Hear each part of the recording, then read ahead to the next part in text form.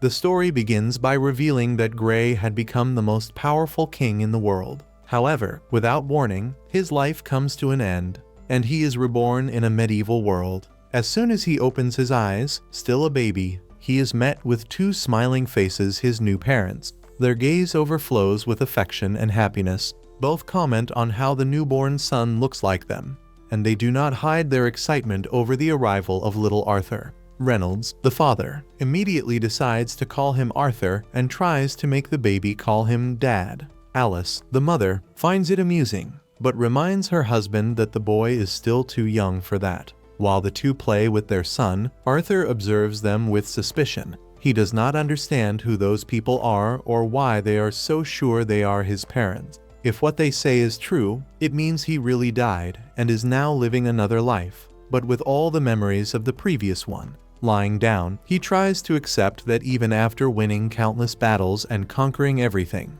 he now finds himself trapped in a fragile and incapable body. This situation makes him extremely uncomfortable, especially when he has to do something so simple and at the same time so embarrassing like burping. Despite this, Arthur does not feel anger toward the life he has now. His new parents take care of him with dedication, but even so he does not feel completely at ease. He does not like the idea of wearing diapers and lives with a constant feeling that he might be in danger. His only defensive instinct is to clench his fists tightly. Reynolds notices this and has fun placing his finger in his son's hand, thinking the grip is a sign of affection. As he tries to move and squeeze the finger harder, Arthur ends up overdoing it and soils himself, causing Alice to have to clean him. He feels so embarrassed that he almost cries. He wishes he could believe that everything was just a strange dream. But he already understands that this is the reality he will have to deal with from now on. Amid all this, something unexpected happens. Arthur witnesses his father using magic to increase his strength. Later, he also sees his mother using magic to heal him. This leaves him deeply intrigued, since in his previous life he had never come into contact with anything like it. He wants to understand how magic works, but knows that he still needs to grow for that. Shortly after, Reynolds enters a forest and defeats a beast with the help of magic. Then, he is visited by some friends, who, later in the story, will have important roles. Meanwhile, Arthur, still unable to do much, observes everything around him, absorbing every detail. For him, knowledge has always been a powerful weapon, and now it would be no different. When Reynolds returns from the hunt, Arthur wonders if he is now in a place where people live armed. If so, this world is probably much more dangerous than it seems.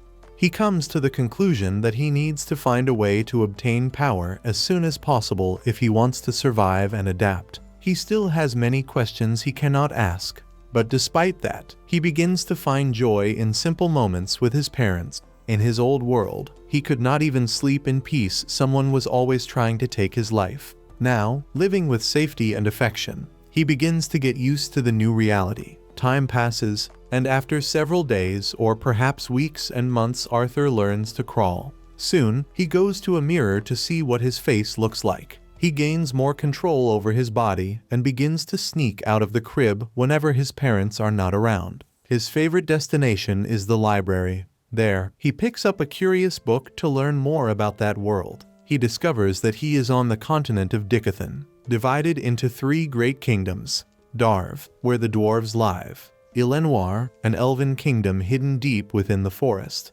and Sapin, the land of humans where he is now. He learns that this world is also ruled by a monarchy, but unlike the previous one, where the throne could be taken by force, here power is inherited. With this basic information, Arthur seeks to understand magic. He picks up a specific book on the subject, curious to know how everything works. As he reads it, he realizes how technologically superior his former reality was. The book explains that the magical energy of this world is called mana. Only 1 in 100 people is born with it, and this energy is passed down from generation to generation.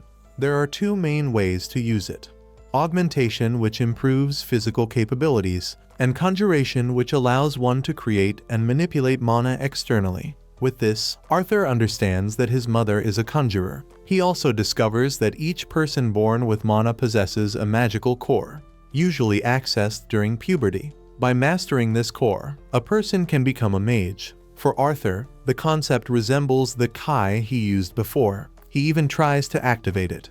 But at the moment he begins to concentrate, Alice picks him up, thinking he soiled himself. And she was right. While she changes him, he feels trapped inside such a fragile body, and reaffirms to himself that one day he will become strong again. Later, Alice writes down details of her son's development and shows satisfaction with his progress. But there is something that worries her. Arthur still has not smiled at them. Just thinking about it makes her heart tighten. As she looks out the window, she sees Reynolds trying to teach Arthur the basics of the sword. The father is excited about the progress, but Alice does not find it amusing at all. She becomes irritated upon learning that he is teaching something so dangerous to such a young child. Arthur watches the argument carefully, using the moment to try to better understand the relationship between men and women in this world. He even begins to wonder if their women have more power. Later, Alice takes him to the market, and Arthur is enchanted by everything he sees. Each new item seems like an opportunity to learn. Now he understands why babies tend to look around so much. In particular, he is fascinated when he sees magic being used in public. On the way back home, he begins to doze off. But before that, he mentally gives thanks for being by the side of such special people. Arriving home, Alice comments on how happy she is when he escapes from the crib to read and how curious he is during visits to the market. She thinks this comes from Reynolds and fears that, in the future, Arthur will want to go out into the world. Even so, she hopes that he will live a more peaceful life. At another moment, Arthur sees his father training magic and becomes excited at the idea of being able to learn from him. Initially, he finds his father's display too simple. But when Alice appears and encourages him to pay more attention, Reynolds releases a much more impressive power. Arthur concludes that he is an augmenter. Excited, he wants to try to do something as well, but is interrupted by Alice, who says that it is already time to sleep. As he is taken to the bedroom, he sees a book on the shelf and starts to cry, pointing at it. With a convincing little face, he manages to persuade his mother to let him read for a little longer. While reading, he begins to try to channel mana throughout his body and direct it to a single point, the beginning of the creation of a magical core. When his parents think he is already asleep, an explosion occurs inside the house. Reynolds instinctively protects Alice, but ends up burned on his back. Once they make sure they are fine, they remember Arthur and run to where he was. When they arrive, they are shocked. Arthur is floating, surrounded by an intense energy. The two are paralyzed, just watching as their son begins to descend slowly. But when he lands, part of the ceiling collapses. Before something worse happens, the parents act quickly and save him. It was close. After that, everyone cries. Arthur, moved by the situation, realizes that Alice and Reynolds would do anything to protect him, something he had never experienced in his previous life. The scene shifts to a moment from Arthur's past. In that previous life, he was remembered as the most powerful king of all. One of his servants was caught trying to take his life, and by the laws of that time, the punishment would be immediate execution, without the right to a defense. However, the royal council decided to take another path, to send the man back to his country of origin, along with his entire family. They knew very well that the fate awaiting them there would be even worse than death. Desperate, the assailant begged for compassion. He asked Gray to at least spare his wife and son, but Gray, without showing any sign of compassion or hesitation, killed both before the man's eyes. He did not do it out of revenge. In his mind, it was an act of mercy. It was clear proof of how ruthless he could be. It is hard to believe that Arthur, this boy with a calm and gentle appearance, had once been someone capable of making such cold and merciless decisions. Now, in the present, Arthur spends some time with his father, Reynolds, who decides to gift him a pair of combat gloves identical to his own. But Arthur refuses the gift. He still prefers to continue training with his wooden sword. In his opinion, with the body he currently has, the gloves would limit his movements too much and put him at a disadvantage. Reynolds does not insist on the matter of the gloves. He simply smiles and begins his own warm-up. But today's training would be different. During the spar, Arthur reveals that he has learned to reinforce his sword with mana. Surprising Reynolds, he disarms him for the first time. It was Arthur's first victory against his father, leaving Reynolds completely speechless, impressed by his son's sudden progress. Later, during dinner, Reynolds announces that it is time to find a real instructor for Arthur.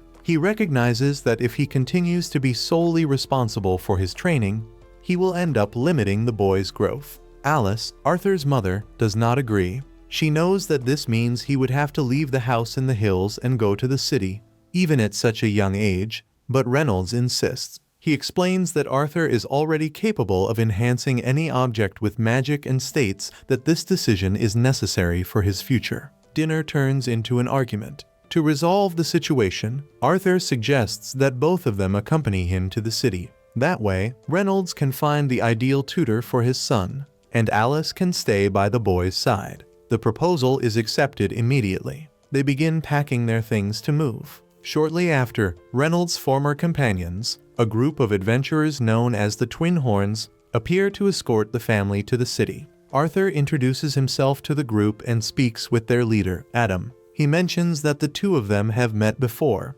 although he thinks Arthur would not remember. But Arthur remembers perfectly. It was when he blew up the house and the group showed up to help rebuild everything. On that occasion, he discovered that his parents had once been part of the Twin Horns before settling in the hills. After that conversation, Angela arrives and hugs Arthur tightly, almost taking his breath away.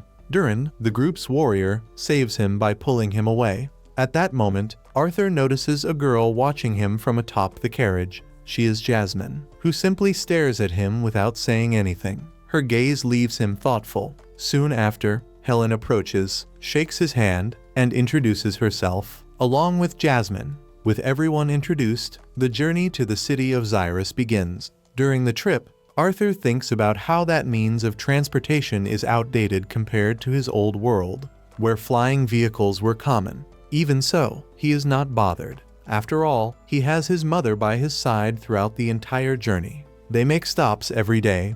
At one of them, they are attacked by wild wolves. Arthur realizes for the first time how dangerous that world can be.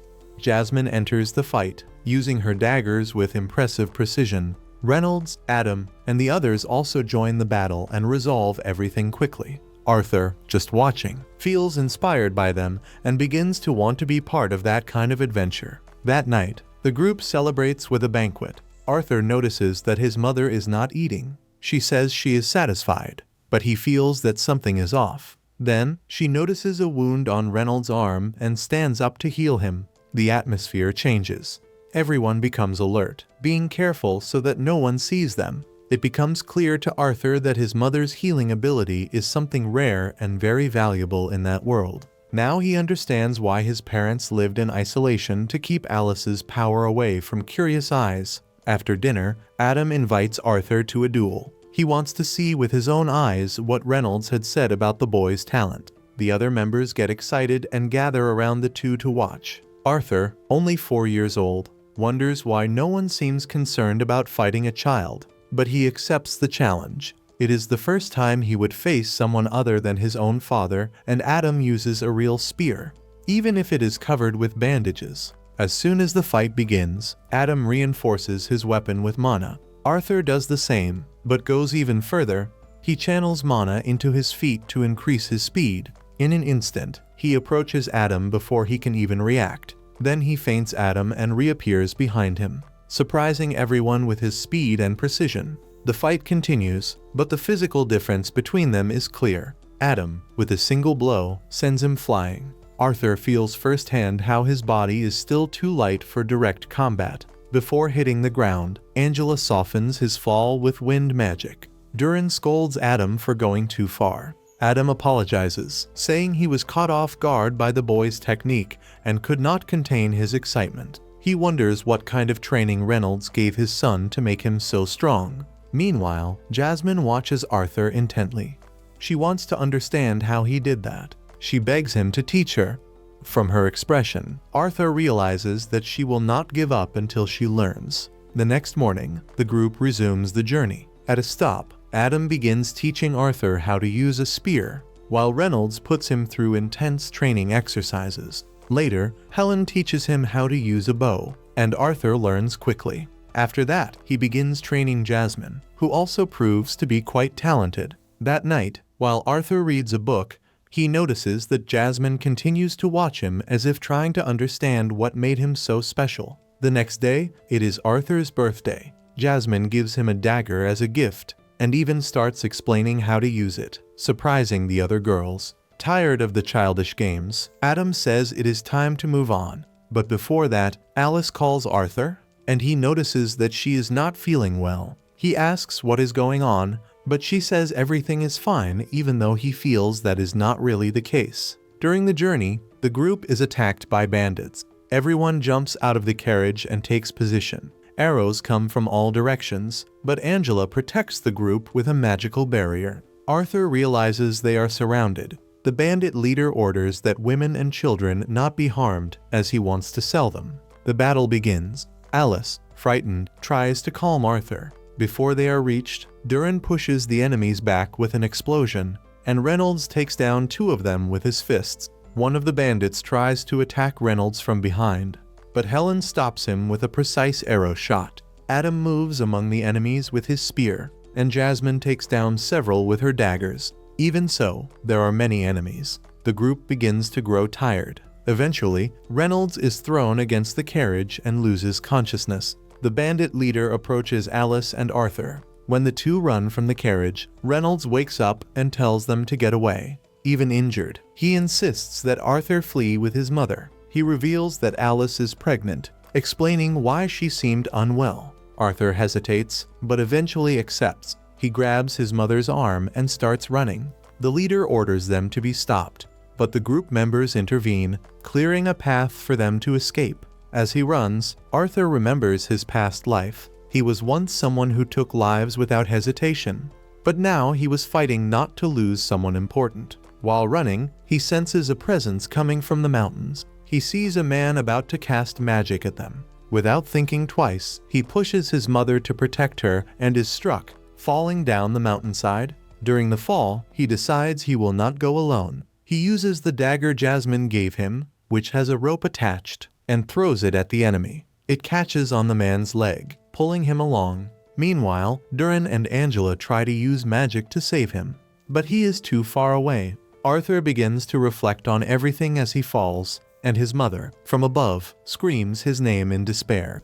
Tears run down her face. Arthur, on the other hand, feels that he has fulfilled his duty to protect his family, even at the cost of his own life. He is sad that he will not be able to meet the sibling who was to come, but feels that he did what was necessary. Incredibly, Arthur survives the fall, but when he opens his eyes, he is faced with a gigantic and terrifying monster. The image of the creature before Arthur completely paralyzes him. He is unable to utter a single word. The feeling is that he was drawn there on purpose, and with that, he tries to attack her, but her reaction is simple and unexpected.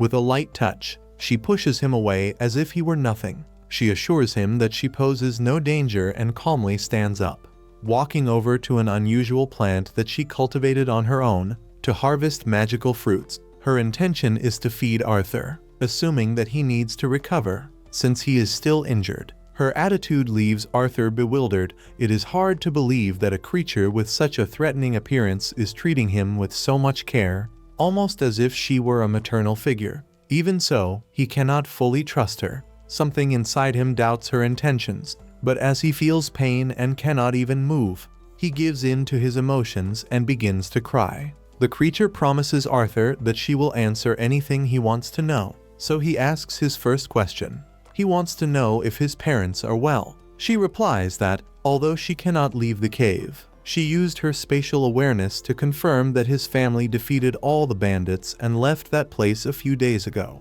Arthur feels great relief upon learning that his mother, his father, and his future sister are safe. He sincerely thanks her for saving his life. Not knowing what to call her, she finally introduces herself as Sylvia. But it becomes clear that Sylvia holds many secrets. In the following days, she continues to take care of Arthur, offering the same magical fruits, which help his body recover completely. Over time, Arthur is able to walk again and feels the desire to return home. However, according to Sylvia, The region is still very dangerous, full of fierce creatures and thieves, and he would not survive even a single day on his own. Even so, Sylvia does not want to see him trapped there.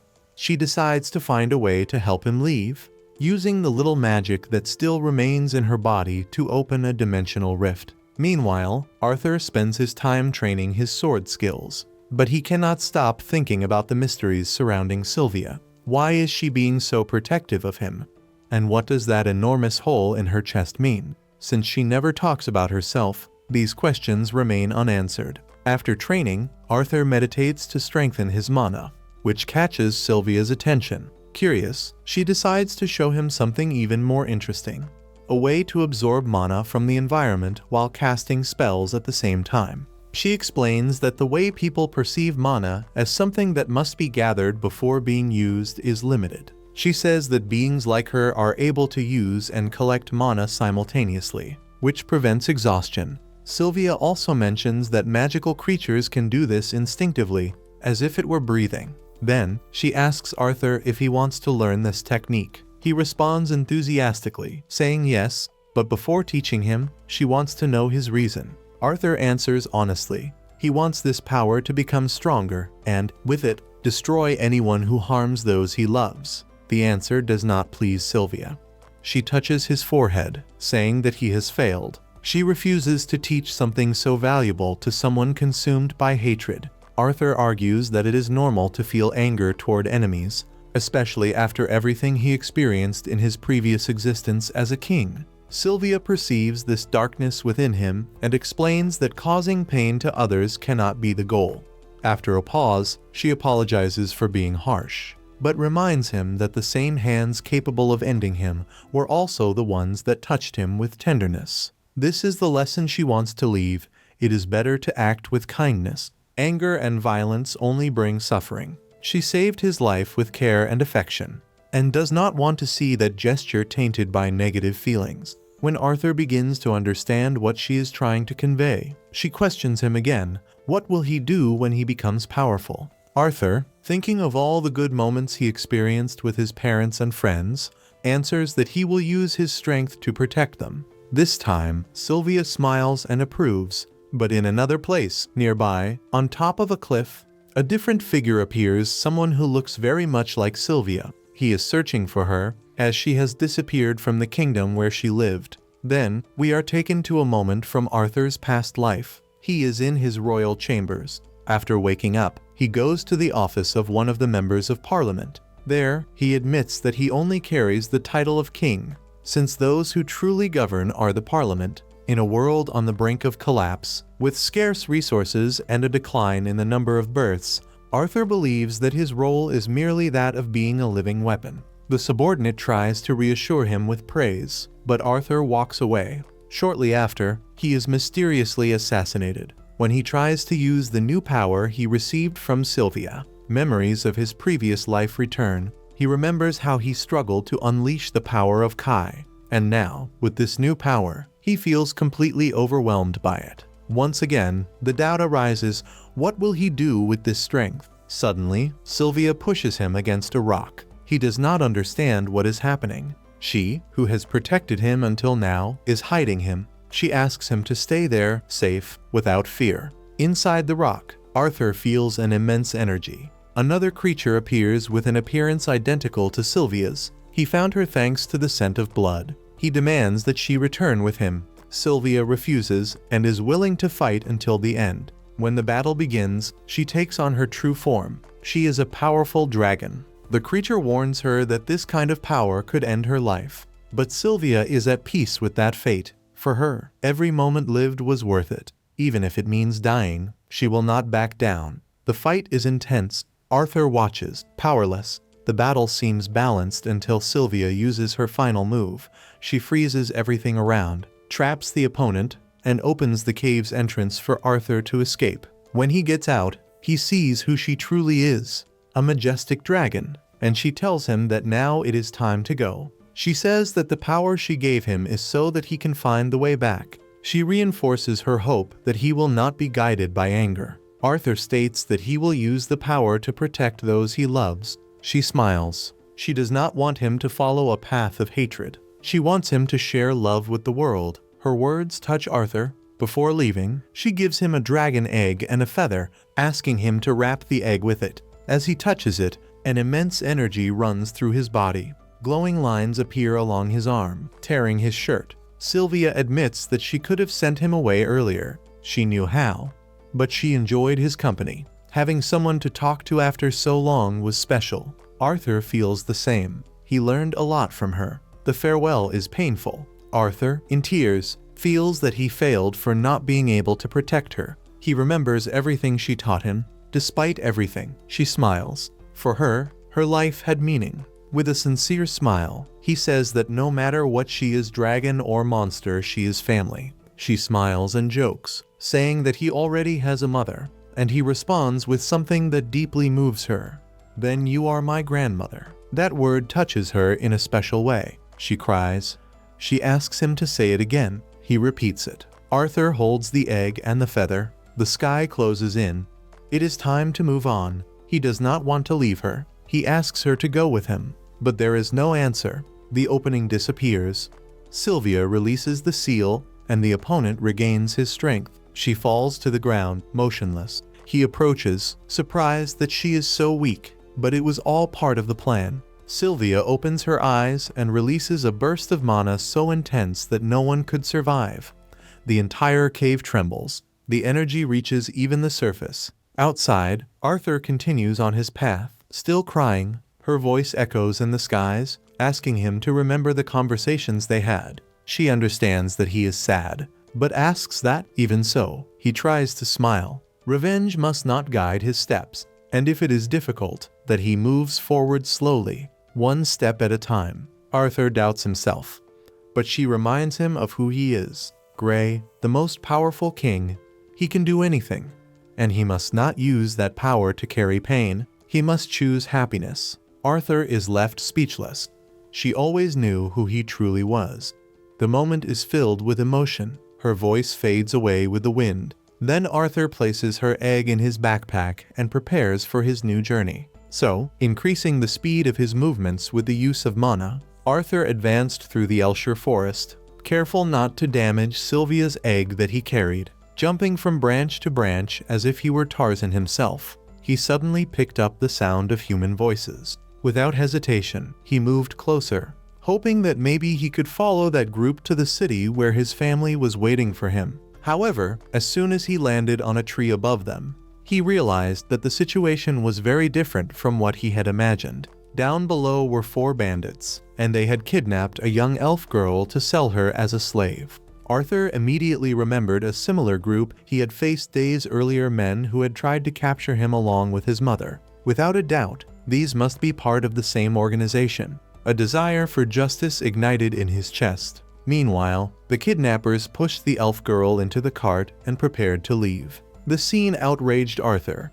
Even so, he forced himself to remember Sylvia's words and restrained his fury, choosing instead to follow the cart stealthily until dusk. When the group stopped to camp, Arthur realized he had 2 options. He could continue following them safely until they reached some human city, but that would mean abandoning the young elf to her fate. He knew he wouldn't be able to ignore it. He waited until midnight to act. The bandits used horned wolves to pull the cart, and Arthur came up with a plan to destabilize the camp. He began throwing stones at the animals, making them howl loudly and threateningly. Frightened by the idea that the howls might attract dangerous predators, one of the bandits approached the wolves and started kicking them in an attempt to silence them. Seeing the perfect opportunity, Arthur sneaked up to him. Reinforcing his hand with mana, he turned it into a living blade and quickly incapacitated the man. Then, he grabbed the bandit's knife and eliminated the second kidnapper without hesitation. The third one noticed something was wrong and tried to react, but Arthur was faster and struck his leg. In desperation, the man warned the group's leader about the attack. The leader, however, was not concerned. To him, Arthur seemed like just another valuable piece of merchandise. Determined to capture him alive, he dropped his sword, reinforced his hands with mana, and advanced into unarmed combat. Arthur dodged the first blow and tried to use his line technique to strike the leader, just as he had done in a previous fight. But the leader, more experienced in battle, saw through the trick and delivered a strong kick to Arthur, sending him flying. Without giving him time to react, he grabbed the boy's leg, convinced it was the end, but for Arthur, it had barely begun. With a fire spell, he burned his opponent's leg, making the bandit roar in anger. Now, the leader shouted that he would sell only the annoying child's corpse to sick collectors. While he gave in to his own hatred, Arthur took the opportunity to throw his knife using the line technique, embedding it right into the enemy's forehead and ending the fight in an instant. The third bandit, still alive, fell to his knees, begging for mercy and promising to change his life. But Arthur knew those empty words well. He couldn't afford to leave witnesses, so he finished the job. Climbing onto the cart, Arthur removed the blindfold from the elf girl and tried to calm her down, assuring her that she was now safe. Even so, she became frightened upon seeing his injured state. Understanding that children do not deal well with violence, Arthur quickly covered the bandits' bodies and told a small lie. He said that the bad men had died in an accident. Innocent, the girl believed it without question. After taking some useful supplies, Arthur was preparing to leave, but he was stopped when the little elf held his hand, pleading not to be left alone in that forest full of dangers. She said her parents had already told stories about tree ghosts that ate children even if they were just legends to scare kids. With no other choice, Arthur decided to take her back home. The girl pointed south, saying her home was in that direction, the opposite side of where Arthur should go to reunite with his parents, asking how she ended up in that situation. The answer was simple. While playing, she followed some insects and ended up getting lost. He wasn't surprised. He remembered his past life, recalling when he was also imprisoned at the same age. He would not allow her to go through something similar. As for the horned wolves, the girl asked to release them, explaining that they would die if they remained trapped. Arthur, even though reluctant and afraid they would be attacked as soon as they were freed, simply watched as she untied their bindings and allowed the animals to return to the forest. Happy for having saved such a kind soul, Arthur renewed his determination to protect her. The next day, they began their walk. At some point, Arthur asked her name, and the little elf replied with a smile, Tesha. When she asked his name, he answered politely. As they walked, Arthur noticed that she was probably starving, so he made her sit down and handed her a bowl of food. Even without being hungry, he explained that it was important to eat to maintain strength. Memories of Sylvia came to mind. She used to say exactly that.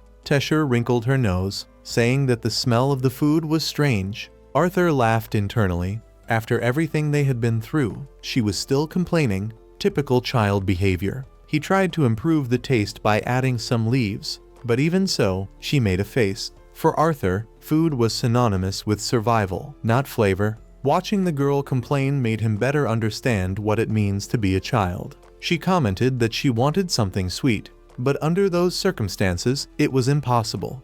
And so, they continued their journey. During the trip, Tesha said that her city was full of mana, and that she could hardly wait to awaken her own energy and study with her master. Arthur was surprised that she would have a mentor instead of attending a school system. Night fell, and he set up a tent so Tesha could rest. He heard the howls of the wolves he had freed and, worried, regretted not having killed them. Tesha called him into the tent, saying it was dangerous to stay outside.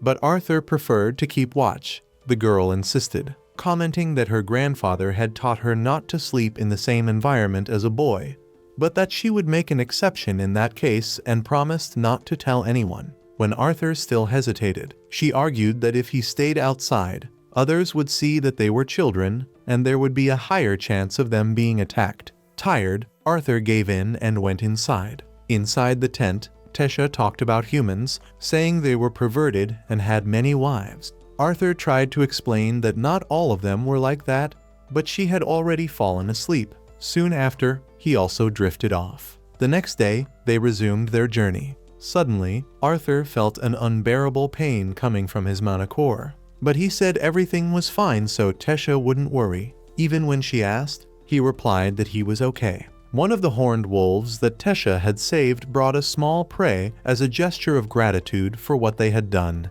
And that night they fed on delicious meat. On the next day, Tesha asked to call him Artie. In response, he joked by calling her Your Highness, which made her irritated.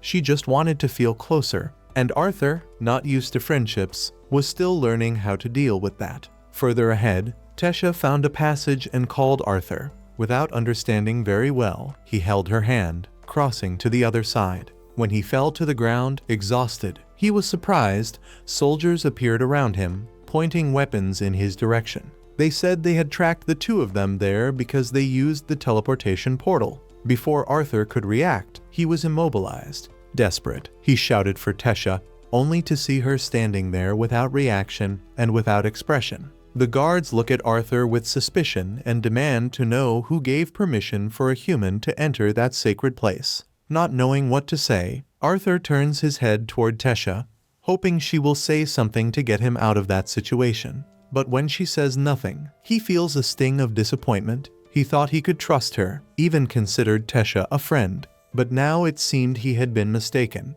What he didn't know is that she was just frozen, not knowing how to react. She was only a child, frightened by the pressure. When the guards say they are going to finish Arthur off, Tesha finally gathers the courage to intervene, saying that he saved her life. Even so, the guards don't believe it. They claim that Arthur must have done something to manipulate her mind and convince her of that. But before the situation gets worse, someone appears through the same magical portal. A man with an imposing yet calm presence emerges and orders them to leave Arthur alone. It is Virian Iralith, the former king of Elenwar. He personally thanks Arthur for saving his granddaughter and reveals that Tesha is the princess of the kingdom. Arthur is completely surprised. He would never have imagined that Tesha was royalty. She never acted in a way that revealed that during the time they spent together. Soon after, Tesha's parents, the King Alduin and the Queen Muriel, arrive, relieved to see their daughter again after so many days of worry.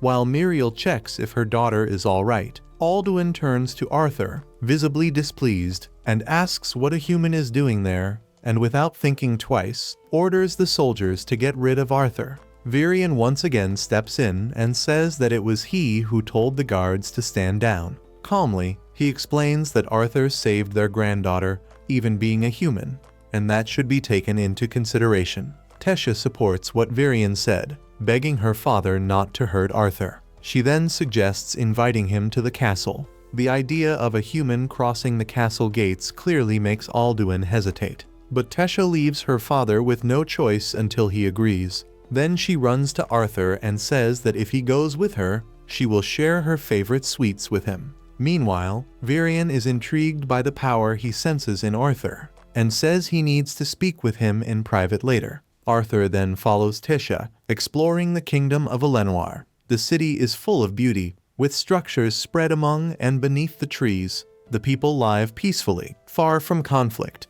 But even so, everyone looks at Arthur with curiosity, wondering what a human is doing there. Despite everything, Arthur still can't forget the moment when Tesha hesitated to help him. Why did she do that? And that serious expression on her face. These thoughts keep echoing in his mind, bringing a discomfort that is hard to ignore. He continues observing everything around him cautiously, without letting his guard down. When they arrive at the castle, they are received by several elven maids. They exist to take care of everything Tesha might need. But today, Tesha wants to repay Arthur. She orders them to treat Arthur with the best hospitality possible and tells them all that he saved her life. When she notices that some of the servants are not fully convinced, Tesha declares that Arthur is one of the rare humans with a good heart. Then she turns to Arthur and asks what he wants to do: eat, play, have lunch, or maybe freshen up. But Arthur has another priority. Before anything else, he wants to speak with Tesha's parents about what happened in the forest. There is still a lot left unexplained. Everyone gathers in a room meant for serious conversations, but Tesha seems to be in a different mood and shows up carrying tea and snacks, as if it were a meeting to relax. Alduin introduces himself to Arthur in a more formal manner, along with Muriel and Virian. Arthur also introduces himself, saying that he is just an ordinary child from a distant village in the kingdom of Sapin. He kneels respectfully, saying he never imagined that a commoner like him would have the chance to be in the presence of royalty, much less sitting in the same room. Alduin is surprised by the boy's manners and allows him to continue. Arthur then tells everything that happened since he got separated from his family. He doesn't lie, but he also doesn't reveal everything, like his encounter with the mysterious Sylvia. When he reaches the part where he finds Tesha being taken by slave traffickers, the atmosphere in the room changes. Alduin, as always, takes the opportunity to blame humanity, saying they are all barbarians. But Virion asks the question that really matters: how did a 5-year-old boy manage to defeat 3 adult slave traffickers? It certainly wasn't through talk. Arthur finally reveals that he is a mage and used his powers to save her. Alduin doesn't believe it, and the same guard from before interrupts again, saying that all of this is mental manipulation. Virion, who has been defending Arthur from the beginning, gets irritated by the disrespect and silences him. Tesha also speaks, saying that she heard the traffickers saying they were going to sell her, recalling the horrible experience. Muriel, emotional, hugs her daughter tightly. Alduin finally realizes what his daughter went through. Then he turns to Arthur and says that he believes him, thanking him for everything he did. Arthur takes the opportunity to explain the reason he asked for that meeting. He is separated from his family, and all he wants is to reunite with them in Sapin. Alduin is shocked. A human asking for help from the elves, he replies that he would never help humans, and that Arthur needs to find his way back on his own. But Arthur is clever. He says that if they are not capable of repaying the favor he did, then they have no right to call humans barbarians, as they would be behaving the same way. Virion calmly says that Arthur got him there. He agrees with Arthur and says that his son fell into his own trap. Tisha also waits for her father's answer. With no way out, Alduin accepts. He informs Arthur that there is a portal that leads to Sapin, but it can only be used once every 7 years. Since it was used recently, it can only be opened again in 5 years. Arthur cannot wait that long. He needs to see his parents soon. Alduin realizes this and says that he will send soldiers to escort him home. The journey will begin the next day. This brings relief to Arthur, but his mana core starts to hurt again. He leaves the room and tries to relax with a bath. The pain does not go away. He presses his chest, trying to understand what is happening and what he could do. He thinks about Sylvia, wondering what she would do in this situation. After that, he decides to take a walk through the palace. The fresh air helps a little with the pain. He thinks about his parents and feels an overwhelming sense of longing. He wonders if they are still alive, but soon concludes that they are too strong not to be. When he looks up and sees Tesha with her parents, he wonders if his family will welcome him with the same affection, or if they will be angry at him for being gone for so long. These thoughts weigh heavily on a boy like him. Tesha runs toward him. Arthur teases her, calling her a spoiled princess and saying that she should go enjoy her time with her parents. But he opens up to her, saying that he is afraid of how he will be received by his parents. Tesha holds his face, finding it unbelievable how someone can be so silly. What kind of parents wouldn't be happy to see their child again? She is sure that his parents are very worried. Suddenly, glowing flowers begin to fall from the sky. She smiles and explains what they are. Arthur watches and remembers the moment he thought she was going to betray him, realizing that he only thought that because he is still dominated by the darkness inside him due to his past. Then he apologizes to Tesha and says that he also liked the flowers. Arthur notices something dangerous coming toward Tesha and immediately counterattacks. To his surprise, the one who launched the attack was Virion. Arthur asks why Virion is attacking his own granddaughter, but he only smiles, saying that no one would get hurt by flowers. Arthur realizes that he did that to test him, which worked. Now Virion believes that he really took down the bandits. Tesha runs toward him, begging him not to hurt Arthur, but Virion replies that he is not intimidating anyone. He just found someone interesting for the first time and does not intend to let him slip away. Using magic, he makes Tesha sit down and throws a wooden sword to Arthur. The boy quickly understands Virion's intention, and the fight begins. Arthur gives it his all, uses all his mana, but cannot hit Virion, who is faster. When he tries a stronger attack, the sword breaks and a piece almost hits Tesha, but Arthur protects her. He decides to use magic. The force is immense, few would endure it. but Virion repels the spell as if it were nothing. After several attempts, Arthur finally hits Virion on the head. He is surprised, but instead of backing off, he becomes more excited to continue fighting. But Tesha stands up and pinches her grandfather, asking him to leave Art alone. Virion says that Arthur is not the child everyone thinks he is, and if someone was intimidated, it was him. Arthur does not want that reputation. He says that Virion is exaggerating. But then, Virion makes a proposal. He wants Arthur to become his disciple. The idea does not seem bad, and Arthur begins to consider it. But when he remembers his parents and their worry, he thinks it is better to refuse. He explains everything to Virion, who then says that there is a way to inform his parents that he is fine without needing to go personally. Arthur tries to understand better, but the pain returns to his monocore. This confirms Virion's suspicion. Arthur has inherited a beast will. The only way to survive this is by becoming his disciple. Subsequently, Arthur finds himself completely paralyzed. His body doesn't respond, and his heart tightens as if something were crushing him from the inside. As he tries to endure the pain, a dark and heavy energy begins to emerge from his chest. It transforms before him, taking the shape of a strange and threatening creature. Frightened, he closes his eyes, trying to understand whether that was a representation of his anguish, or perhaps the weight of everything he carries. The creature approaches, about to attack him, but then a soft voice echoes, calling his name.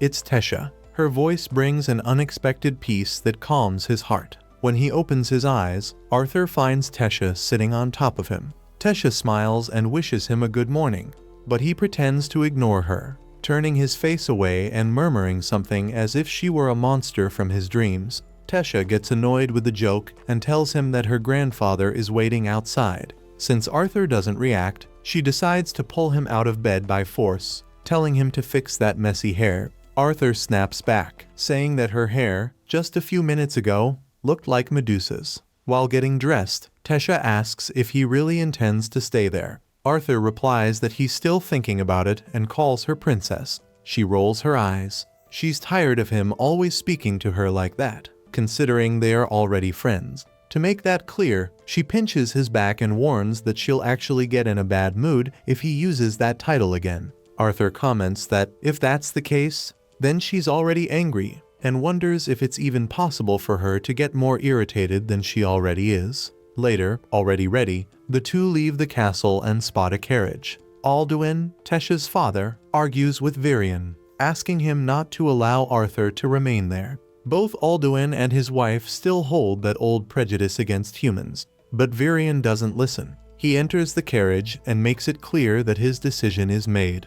Arthur will stay. Tesha hears everything and once again steps forward to defend Arthur. She insists that they should let him stay. After all, he saved her life. Alduin even admits he is grateful, but says that it doesn't change the fact that he doesn't want a human defiling that sacred land. Virion grows tired of his son's words. He interrupts the discussion, reminding everyone who is in charge there, and orders Arthur and Tesha to get into the carriage immediately. The vehicle heads toward the house of an old friend of Virion. During the journey, Tesha falls asleep leaning on Arthur's shoulder.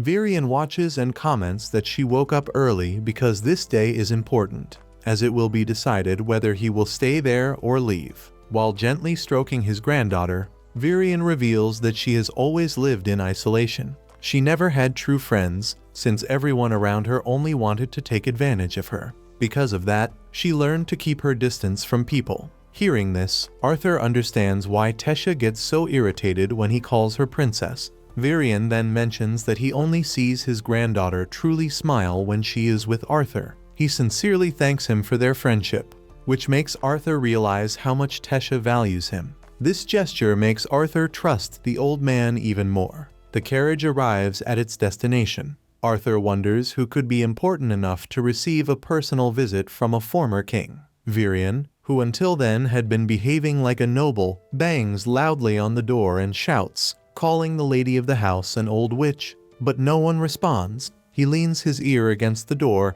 and is surprised when it suddenly swings open.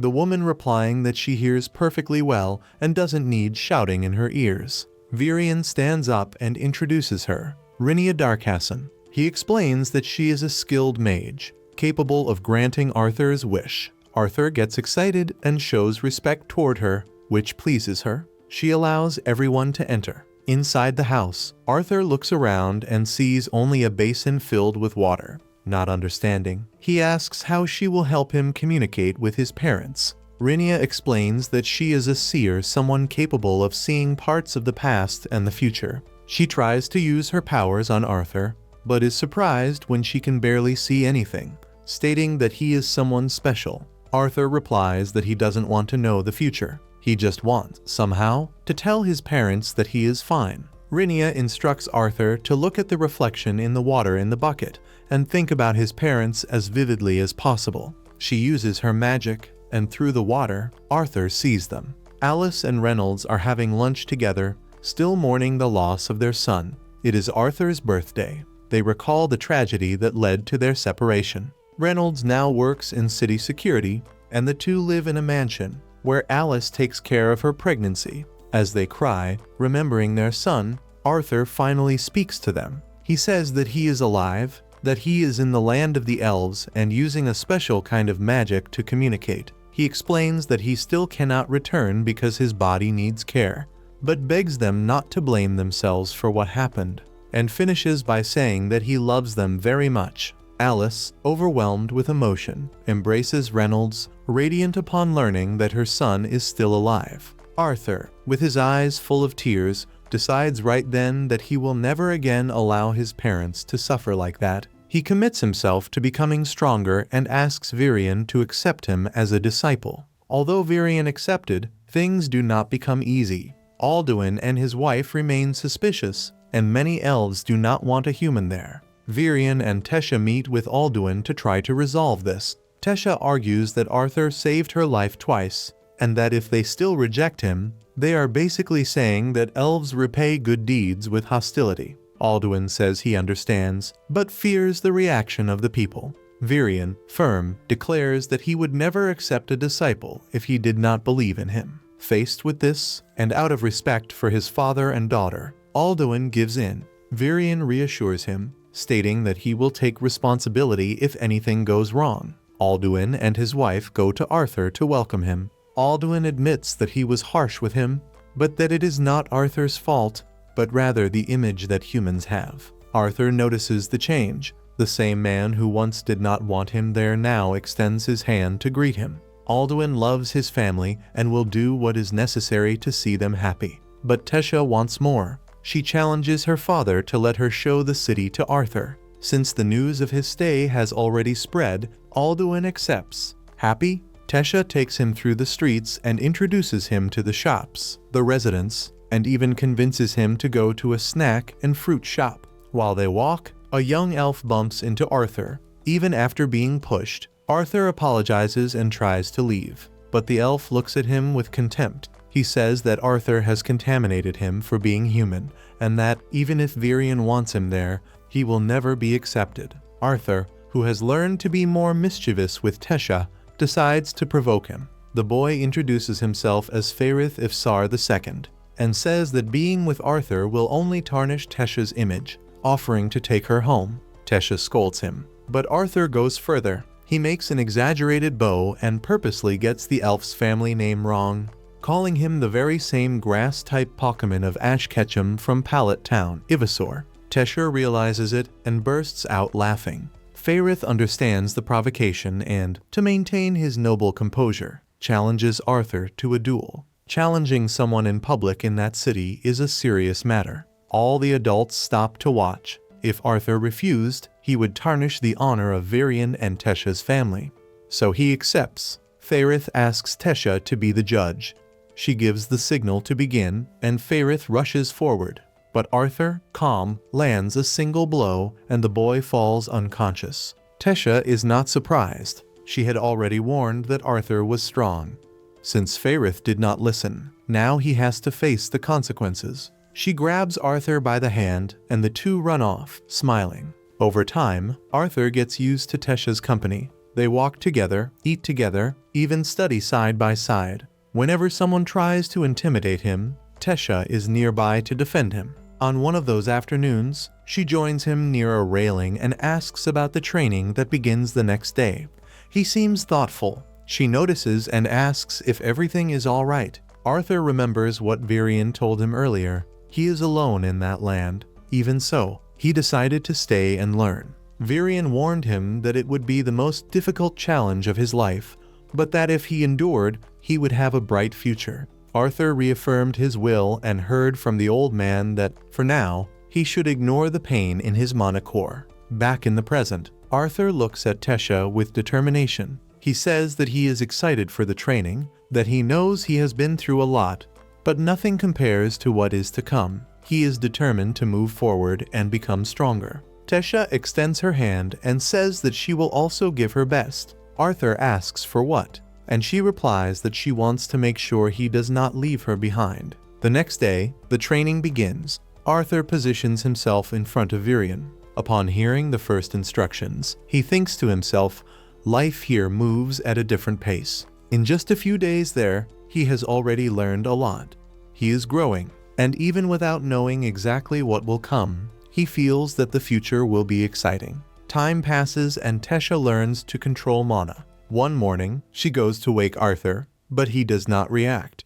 So she decides to use mana to wake him up for good. He gets up startled, shouting, and asks why she could not simply call him gently. Even so, Tesha smiles, knowing she first tried to wake him gently. The two leave the house together and, along the way, notice Virian leaving the place on his way to a meeting. Arthur becomes curious about the reason for that meeting, but Tesha quickly changes the subject. With an excited look, she reveals that she prepared a hamburger especially for him, and before he can say anything, she warns him that he should be grateful for a beautiful woman preparing that for him. Arthur starts eating, and between bites, he jokes by asking, "What beautiful woman?" just to tease her. Tesha, of course, gets angry at the response. After that, the two head to the training field, where Virian watches them while they practice hand-to-hand combat. Over time, he hands wooden swords to both of them, making the training more intense. Arthur doesn't miss the chance to tease again,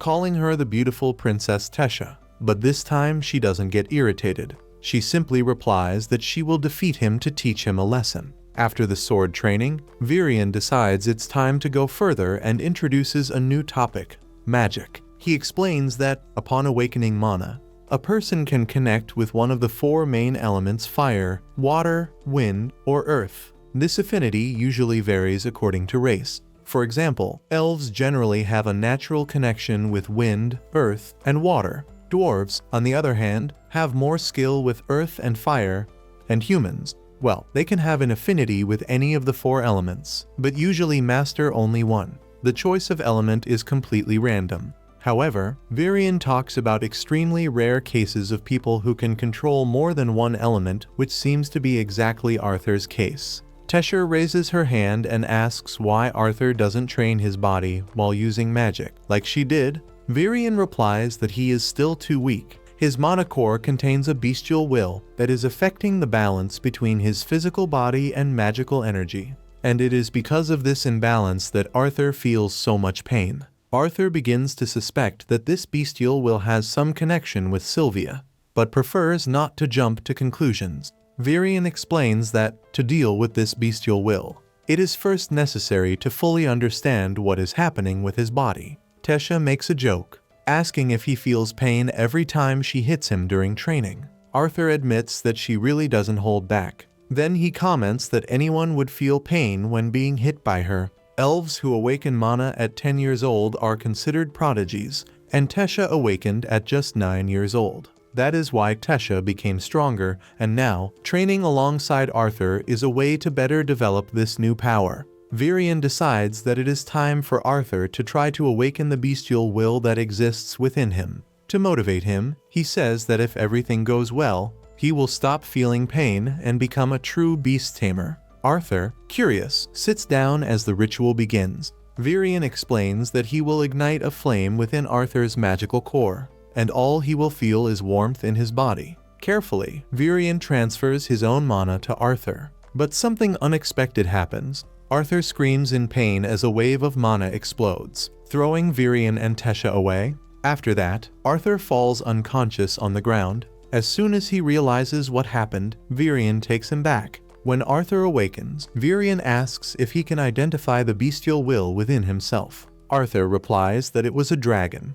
Virion already suspected this, since dragons are legendary creatures. He asks Arthur to never reveal this information, to avoid problems with dangerous people. With the bestial will awakened, Virion informs that Arthur will be able to return home in 4 months, which surprises him, since he thought he would stay there for 2 more years. The reason for the change is an exchange event between the 3 kingdoms, so the teleportation portal to the human city will be opened. Upon realizing that, on the day he saw Virion leaving for a meeting, it was actually to deal with this exchange matter, Arthur becomes emotional that he will finally be able to see his parents. He asks how Tesha will react to the news, but Virion assures him that she already knows her parents told her. That night, the egg he received from Sylvia began to crack, and Arthur, startled, doesn't know what to expect. When the shell breaks, an adorable hatchling appears. Arthur is instantly charmed, but soon gets bitten on the arm.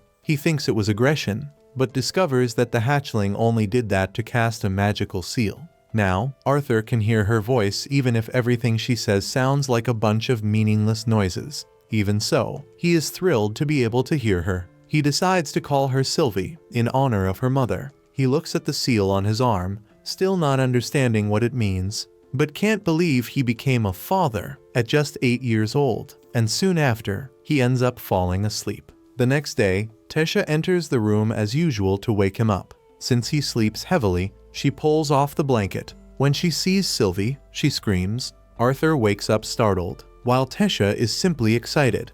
She picks up Sylvie in her arms as if she were a baby. The two head to the training field, and Tesha does everything she can to make Sylvie like her. But Sylvie seems interested only in Arthur. When they arrive, Virion almost has a heart attack upon seeing that baby dragon, and he says that she probably was born now because he completely assimilated the bestial will. Looking at Sylvie, Arthur becomes worried. Even without him saying anything, Virion reassures him. No one would believe that a real dragon exists, so it is enough to say that she is a rare magical beast. Virion declares the start of training and says that now that Arthur is a beast tamer, it is time to train that as well, and the best way to do this is a battle. Virion assimilates his bestial will a shadow panther. The creature's presence is terrifying.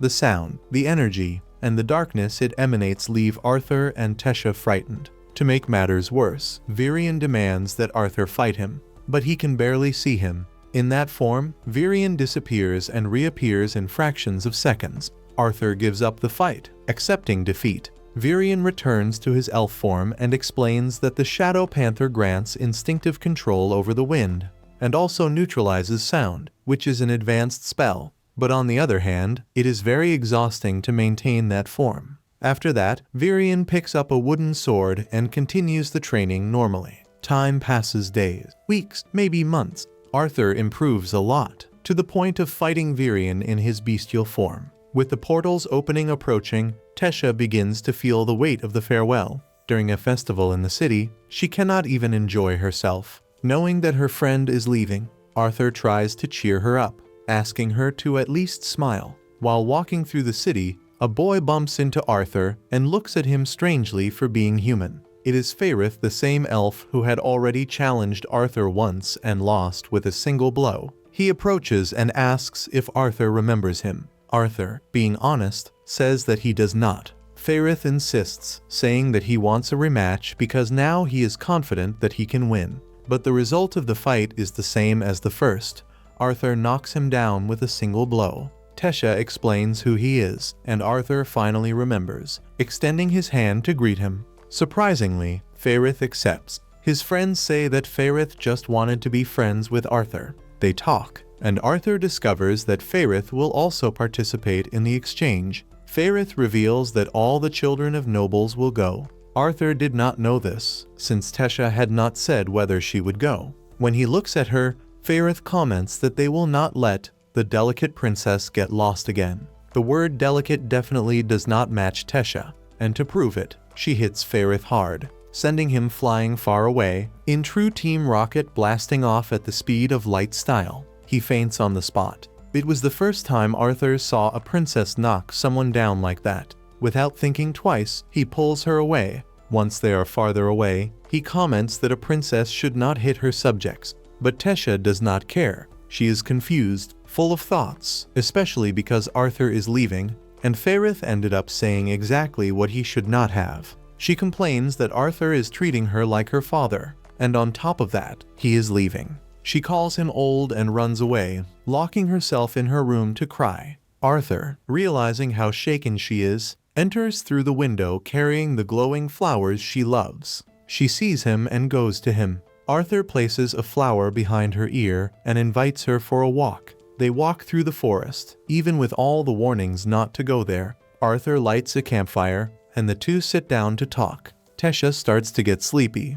but wants to enjoy every minute. They talk about the human world until she falls asleep. The next morning, Arthur prepares to leave. Virion hands him a compass with the symbol of Iralith. That way, if he wants to return one day, he will know the path. He also casually comments for him to be more careful when going out with Tesha at night. Arthur just apologizes. He asks about Tesha before leaving, but imagines that she is too upset to say goodbye. When he is already in front of the portal with the other young people, Tesha appears running. She trips along the way, and Arthur runs to help her. She hugs him tightly, asking him not to forget to eat. He returns the hug, saying that he will miss her. With tears in her eyes, Tesha says that she will miss him too.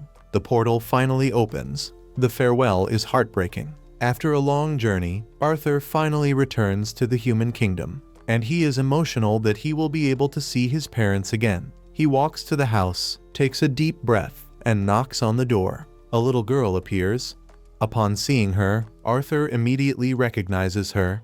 It is his sister. His parents soon appear at the door, calling the girl Elena. When they see Arthur there, they are left speechless. When Arthur appears in front of them, Alice and Reynolds simply can't believe what they're seeing. Without thinking twice, they run to him and hug him with all their strength. Filled with joy at having their son back, Alice starts to cry, unable to hold back her emotions, and little Elena soon asks her not to cry like that. Looking at her, Arthur quickly realizes that little girl is his younger sister, and just by looking into those eyes, he already feels that he would do anything to protect her. Arthur then kneels in front of her, introduces himself, and sees how surprised she is to meet the brother she has heard so much about. As soon as they enter the house, Alice wastes no time and starts bombarding her son with questions, wanting to know everything about the time he was away. Arthur assures her that he is fine, while Reynolds, laughing, asks her to take it easy and stop smothering the boy. Meanwhile, Elena watches everything, a bit sulky, feeling a little jealous seeing her parents give him so much attention. Alice then calls her over and explains that Arthur is the older brother from the stories she always hears before going to sleep. Arthur smiles and says he was really very eager to finally meet his little sister. At that moment, Sylvie, without wasting any time, jumps straight into Elena's lap, breaking that emotional atmosphere a bit. When everyone finally calms down, Arthur begins telling his family everything he has been through since they were separated. But about Sylvia, he chooses not to say anything for now, revealing that now, while he is still weak, could put everyone at risk. So, he simply says that he survived the fall thanks to luck and the unconscious use of magic. He goes on to explain how he ended up saving Tesha and how he spent the following years in the Elven Kingdom, training and dealing with the illness. He also talks about Sylvie, saying that she is just a magical beast he adopted after finding her mother too weak to survive. His parents feel relieved, trusting every word. Suddenly, Reynolds, curious, asks what stage Arthur's mana core is at. Right away, Alice scolds him, complaining that this is not the kind of question to ask now, with their son having just returned. Arthur laughs, changes the subject, and asks what his father's current job is. Reynolds replies, full of pride, that he now works as a security instructor at one of the largest auction houses in the city. Soon after, Reynolds mentions that 2 years ago, his mana core advanced to dark orange, which is considered an intermediate level. Arthur is quite impressed, realizing how much his father worked to reach that point. But deep down, he also knows that he himself is already at the light red stage, which, in practice, is just one step below what Reynolds has achieved. When Reynolds realizes this, he becomes completely flustered. Without thinking, he blurts out a damn, and little Elena starts repeating the word non-stop. Immediately, Alice gives that classic lecture, reminding him that she had already told him to stop saying things like that in front of their daughter. Even so, Reynolds can't hold back and, with a smile on his face, challenges Arthur to a duel, to test how strong he has become. Suddenly, the door opens and some people enter the house. Reynolds quickly introduces them. That is Vincent Helstia, the manager of the auction house where he works and also the owner of that house. The woman beside him is Tabitha, his wife. Arthur greets them with great respect, thanking them for everything they have done for his family. Vincent is so surprised by the boy's manners that he even makes a joke, asking if he is really Reynolds' son. Soon after, Tabitha introduces her daughter, Lilia, mentioning that they are the same age and could become good friends. Lilia, however, seems much more interested in Sylvie and quickly asks to pet her. Reynolds then tells Vincent that he and Arthur are going to fight in the garden and invites him to watch. Vincent is a bit surprised, but accepts and goes along with everyone. When he gets there and hears that Arthur's Monocore is at the light red stage, he is left speechless. Alice then explains that Arthur has always had an absurd ease for learning, and that there would be no reason to lie about it. Even so, Vincent finds it hard to believe. After all, even the greatest prodigies of the famous Xyrus Academy, at 11 or 12 years old, can barely reach deep red, and Arthur, at only 8 years old, is already at light red. Meanwhile, Arthur and Reynolds finish warming up. In an instant, the two dash toward each other. Arthur blocks his father's blows and tries to counterattack. Reynolds, however, defends easily and warns that it will take more than that if he wants to defeat him. But Arthur surprises him, using a kick that forces Reynolds to step back. Impressed, Reynolds warns that now he will stop holding back. He concentrates mana in his fist, which begins to catch fire. Arthur is surprised because he knows that in this world, every mage is born with an affinity for a specific element. For conjurers, this is much easier to identify and use. But for augmenters like Reynolds, mastering an element requires a lot of training and perception. Out of nowhere, Reynolds envelops his entire body in fire mana and charges straight at Arthur. He tries to defend himself, but is pushed back. At that moment, Arthur remembers his past life, when he used something called Kai, which worked similarly to the mana here. But unlike this world, those who mastered Kai could choose any element. Since being reborn here, bringing his past memories with him, Arthur has been able to control the 4 basic elements. Thanks to the training from both lives, he gathers mana in his fists, which begin to shine with an intense light, leaving everyone shocked. He advances toward Reynolds, and when their fists collide, the impact is so strong that it pushes both of them back. Reynolds then attacks more aggressively, landing a direct hit on his son. But Arthur doesn't give up and charges again. He remembers his training with Virion, how quickly he learned to master fire, and that because of that, the old elf decided to push him beyond his limits. With that memory fresh in his mind, Arthur makes his mana explode, now transforming it into electricity.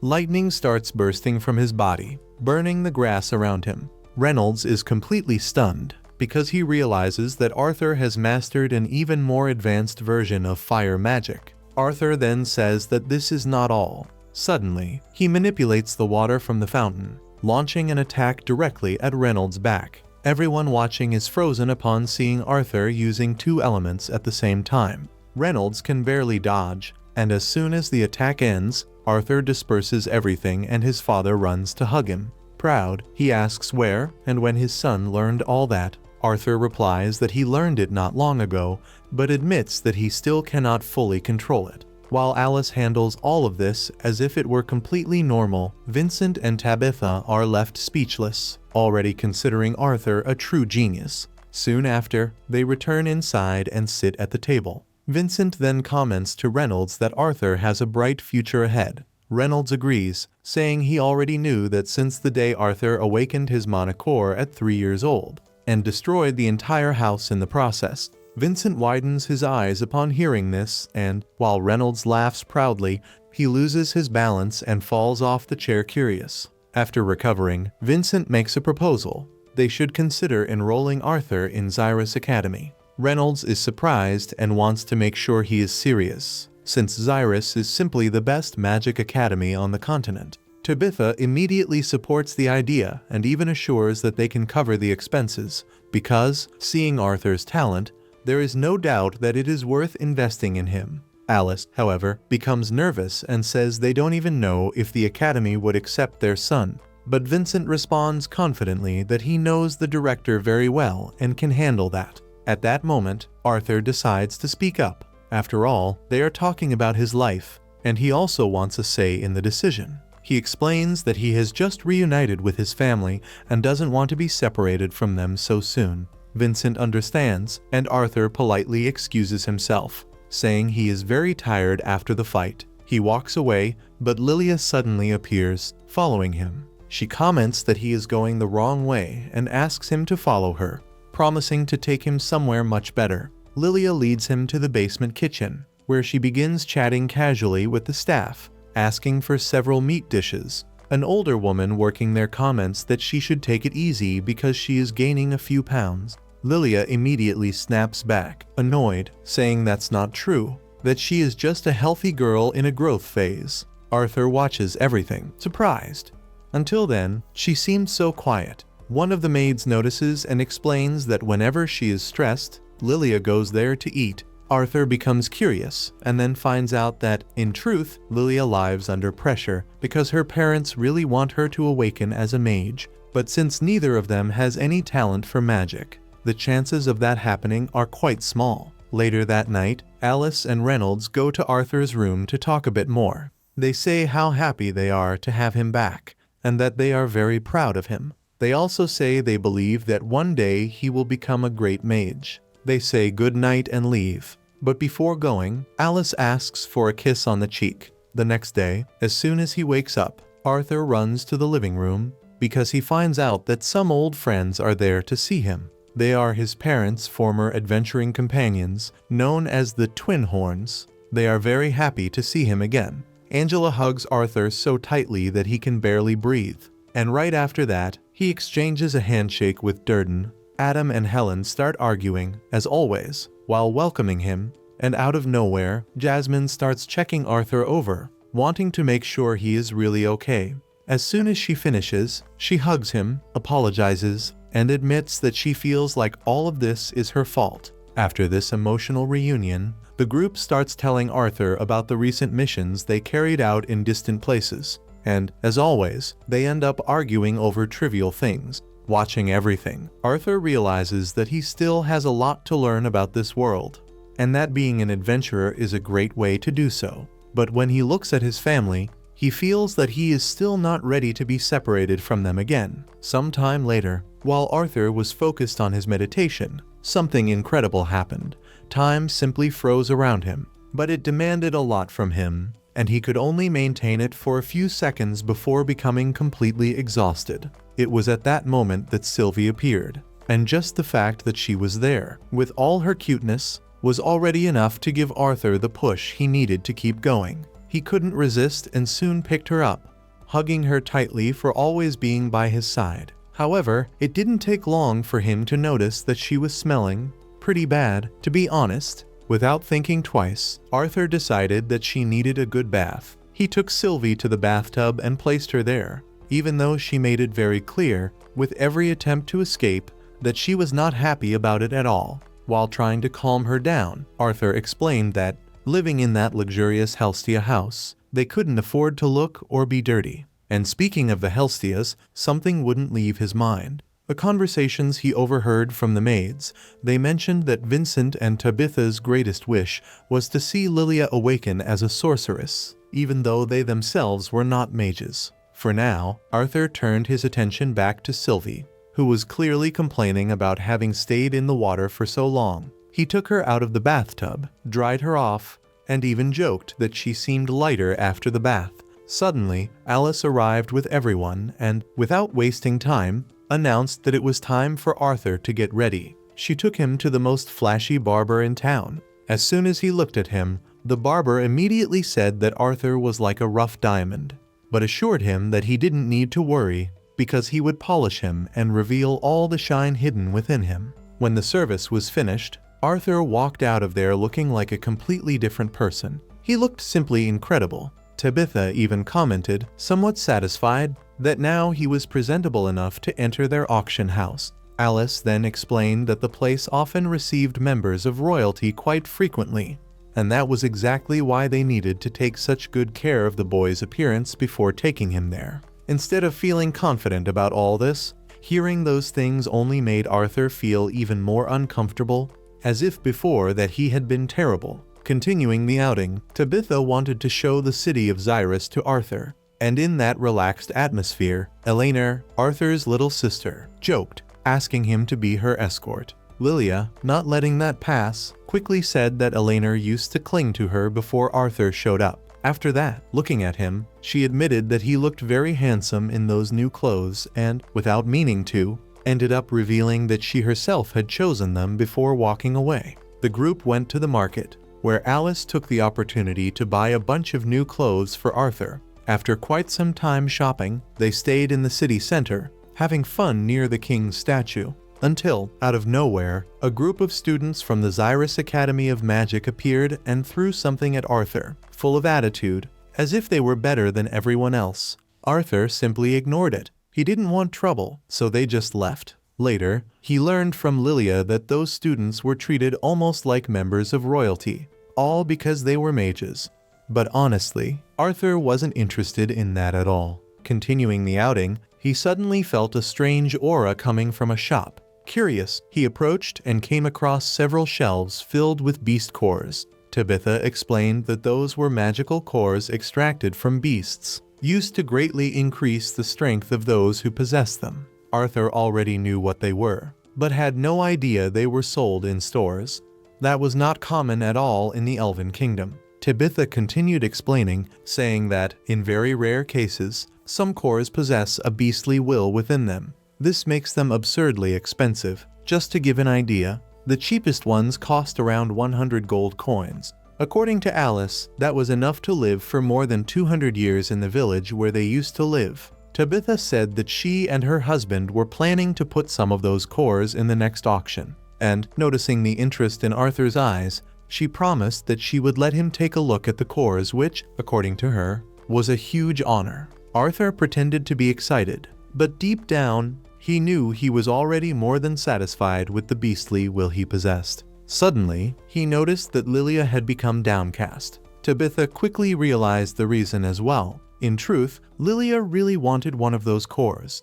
It made sense, since her family dealt with that all the time, and she wanted to use one of them to try to awaken her mana. But Tabitha soon made it clear that things didn't work that way. And besides, spending that much money on a child didn't make any sense at all. Lilia still tried to insist, suggesting that they could look for a cheaper one somewhere else. Even so, Tabitha was firm and said they wouldn't discuss that anymore. After that, everyone went to a restaurant for lunch, but Arthur couldn't enjoy it, since Lilia was visibly sad. He understood very well what was going on with her. After all, her father, Vincent, placed a huge burden of expectations on her, and that was exactly why she was so determined to awaken her mana. Arthur wanted to help. After all, her family had done a lot for his, but when he looked around, he realized that she was no longer there. He went looking for her and ended up finding Lilia in a weapon shop. She was alone, trying to buy a cheap beast core using her savings.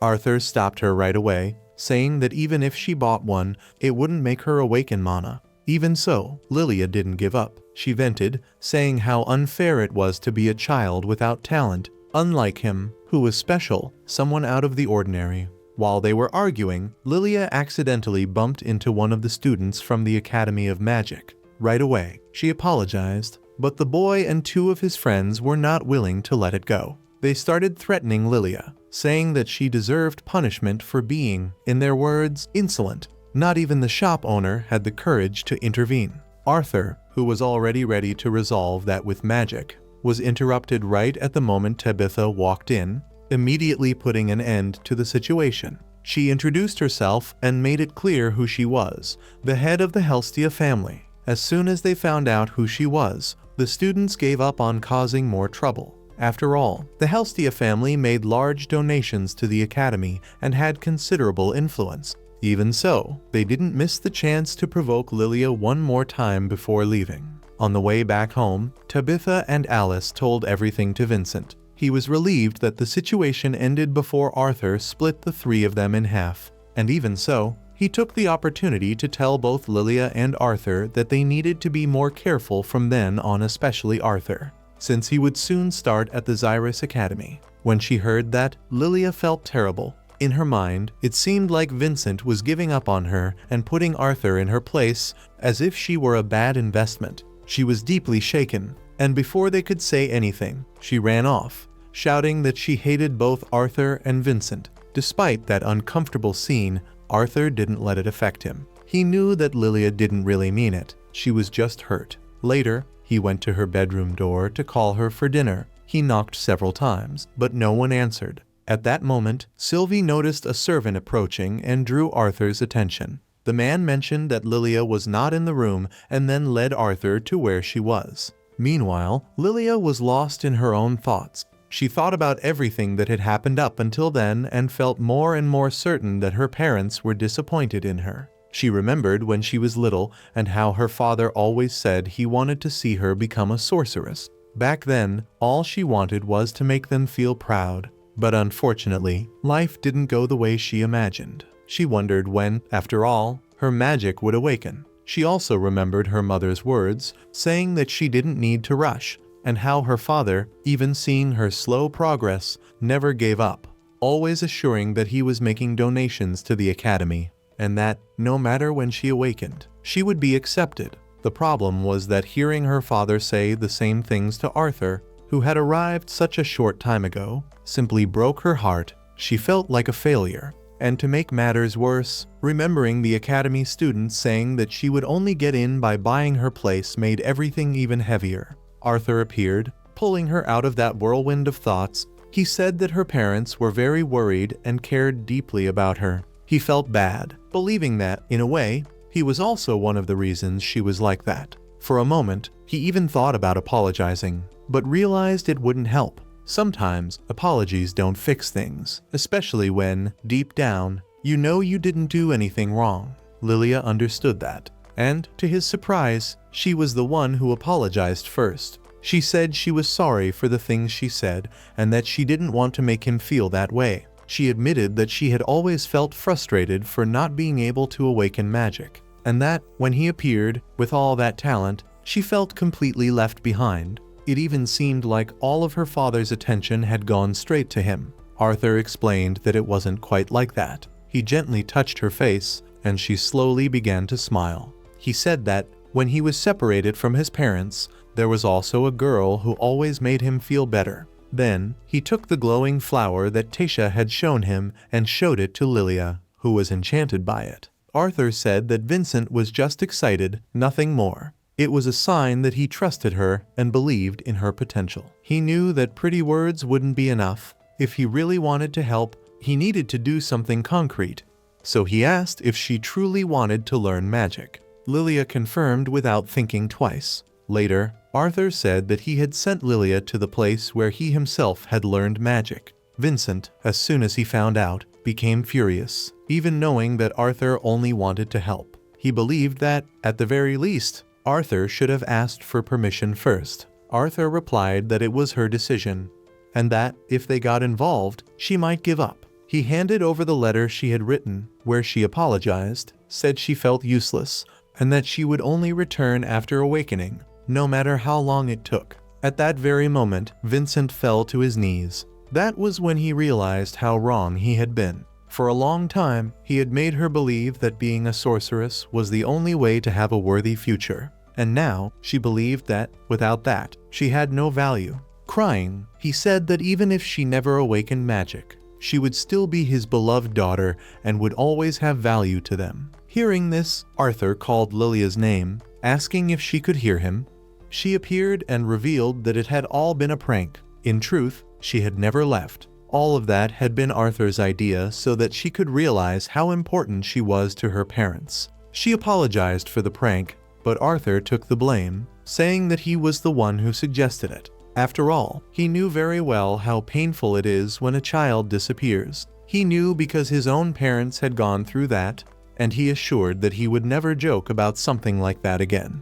Vincent, in the end, realized that he had let himself be carried away too much by the idea that being a mage was all that mattered. He apologized to Arthur for wanting him to go to the academy, even after having reunited with his parents so recently. Then he went to his daughter, hugged her together with Tabitha, and stated with absolute certainty that no matter what happened, she would always be his daughter and no longer needed to go to the academy if she didn't want to. Lilia smiled and replied that even so, she still wanted to become a mage and go to the academy, no matter how long it took. Now that that weight had been lifted from her shoulders, Arthur began preparing everything to help her awaken her magic. He asked Lilia and Elena to sit down and explained that breathing is one of the fastest ways to connect with mana. He asked them to close their eyes, take a deep breath, and pay attention, because they would soon see a light appearing in the darkness. And, just as he had imagined,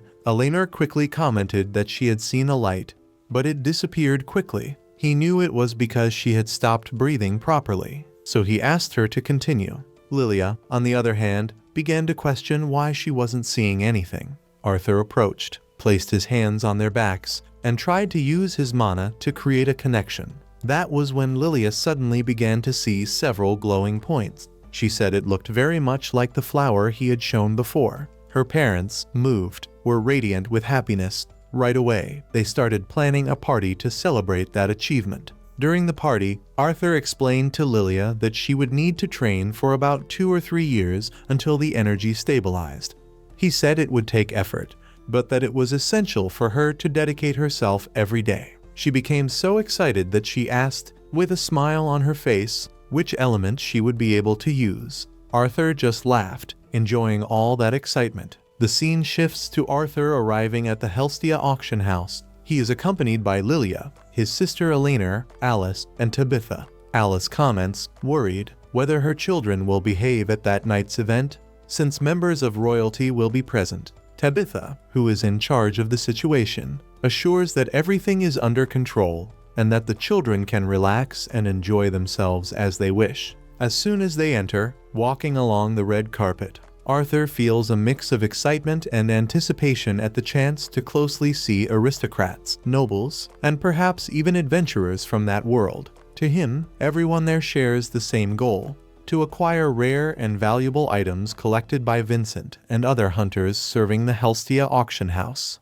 While Lilia walks ahead with Elena, she begins showing some rare beast cores that will be auctioned later. Arthur, on the other hand, finds himself intrigued as he observes a strange statue, wondering what it could represent. Meanwhile, Reynolds, acting as the head of security at the event, gives clear instructions to his team to maintain maximum alert. Any failure that night would be unacceptable. Soon after, Vincent draws everyone's attention in the exhibition hall by announcing the arrival of the guest of honor of the night, King Blaine Glader. He appears accompanied by Queen Priscilla, Prince Curtis, and Princess Kathleen. As soon as they enter, the audience applauds enthusiastically, and Arthur, observing the general reaction, understands that the king is quite beloved by the people. The ceremony celebrating the 10-year anniversary of the Helstia auction house then begins, led by Vincent. Arthur cannot help but feel a sense of nostalgia, recalling experiences from his past life. The first item to be auctioned is presented: a sword created by a famous blacksmith and enchanted with magic that paralyzes the enemy when it hits its target. The starting bid is 50 gold coins, but within minutes it rises to 100. Arthur watches everything and thinks that he needs to find a sword for himself in the future, and he considers using his own magical elements to enchant it once he finds a suitable one. The next item is a mask that, despite appearing simple, has a much higher value than the previous sword. Alice notices that Sylvie, Arthur's partner, is no longer in her lap. She mentions this to him, and he quickly remembers having seen Elena holding Sylvie not long before. Worried, he decides to look for her. While Arthur begins his search, Sylvie is already elsewhere, She got lost and ended up in a chamber where the king's royal conjurer is. Back in the exhibition hall, Vincent presents a cub of a world lion. It is a mana beast like Sylvie, and Vincent reveals that the animal is a rank, extremely powerful and worthy of being a royal pet. Curtis, the prince, is charmed by the little lion and asks his father to buy it. As expected, Blaine agrees. Vincent starts the bidding, encouraging the guests to make offers for the chance to tame such an extraordinary creature. Within seconds, the price reaches 500 gold coins. The king, calmly, offers 1,000, ending the dispute. No one dares to outbid him. Vincent congratulates him and invites him to the stage, asking what he intends to do with the animal. The king says he had planned to make it his companion, but since his son showed interest, he decided to give the beast to him. Curtis thanks him, saying he will strive to become a great tamer. His mother, however, teases him by asking if that means he will stop skipping classes, which leaves him slightly embarrassed in front of his father. Meanwhile, Arthur hears a faint sound that he recognizes as Sylvie crying. He runs toward where the sound is coming from and finds the royal conjurer handling her. Upon seeing the man's robes, Arthur realizes he is dealing with someone powerful. He avoids conflict and, calmly, apologizes before asking for Sylvie to be returned, explaining that she is his partner. The conjurer replies that he thought she was for sale and laments not being able to have her. Arthur senses the risk of letting the man's interest grow, so he quickly takes Sylvie, apologizes once more, and says he needs to leave. However, the conjurer prevents him from leaving, saying that he has long been searching for a beast like Sylvie and cannot allow Arthur to keep her. He claims he would be able to awaken her full potential and demands that she be handed over. To intimidate Arthur, he releases a fire spell. Arthur, however, shows no fear. He asks why he should hand over his partner, even to someone from royalty. The conjurer says it would be for the good of the kingdom, but Arthur ignores him and begins to walk away. Feeling disrespected, the conjurer threatens Arthur and his entire family. Arthur, who was once a king, does not accept being threatened. He turns around, releases his aura, and challenges the conjurer to repeat the threat if he dares. The power emanating from him shatters all the glass in the auction house, and the oppressive energy suffocates the people inside. The king, believing an enemy has invaded, orders his guards to find the one responsible. The conjurer, in turn, collapses to the ground speechless, overcome by fear. Arthur realizes what he has just done. He let his emotions slip, and now everyone is terrified. An event that was meant to be a simple celebration has turned into a disaster. Fortunately, no one in the main area knows that he was responsible. He apologizes quietly, and upon noticing that even Sylvie was frightened, he apologizes to her as well. The king calls Reynolds and asks if he is the head of security. Reynolds confirms. Since he failed to prevent the incident, the king considers punishing him. But before he makes any decision, Sebastian, the conjurer, intervenes, saying that the damage was not that severe and that it would be better to act with mercy. He also takes the opportunity to praise Sylvie, saying that he could take care of her in an ideal environment. Blaine agrees, reminding everyone that Sebastian has served faithfully for years. The king then asks if Reynolds can convince his son to hand over Sylvie.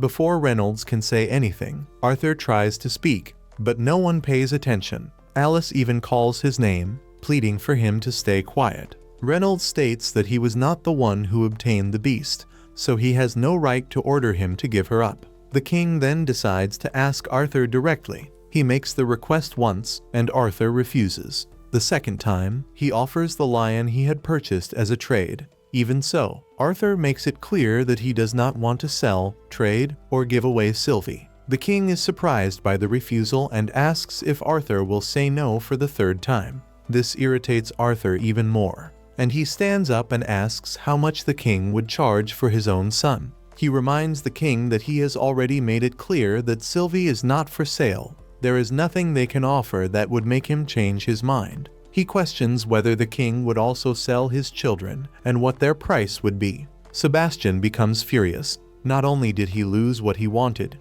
but he was also confronted by a child. He orders the knights to capture Arthur, but as they approach, they are easily repelled. Still underestimating Arthur, Sebastian complains about the soldier's weakness and prepares to attack with magic. Before he can cast any spell, Arthur freezes the entire building. Everyone is immobilized except him and Sebastian. Arthur approaches. Sebastian tries to threaten him, saying he will be punished for his actions. With just a glance from Arthur, Sebastian's leg breaks instantly. He then uses his beast will to send a message that this was a warning. Sebastian, terrified, cannot believe the strength of that boy. When Arthur finishes, he unfreezes everyone.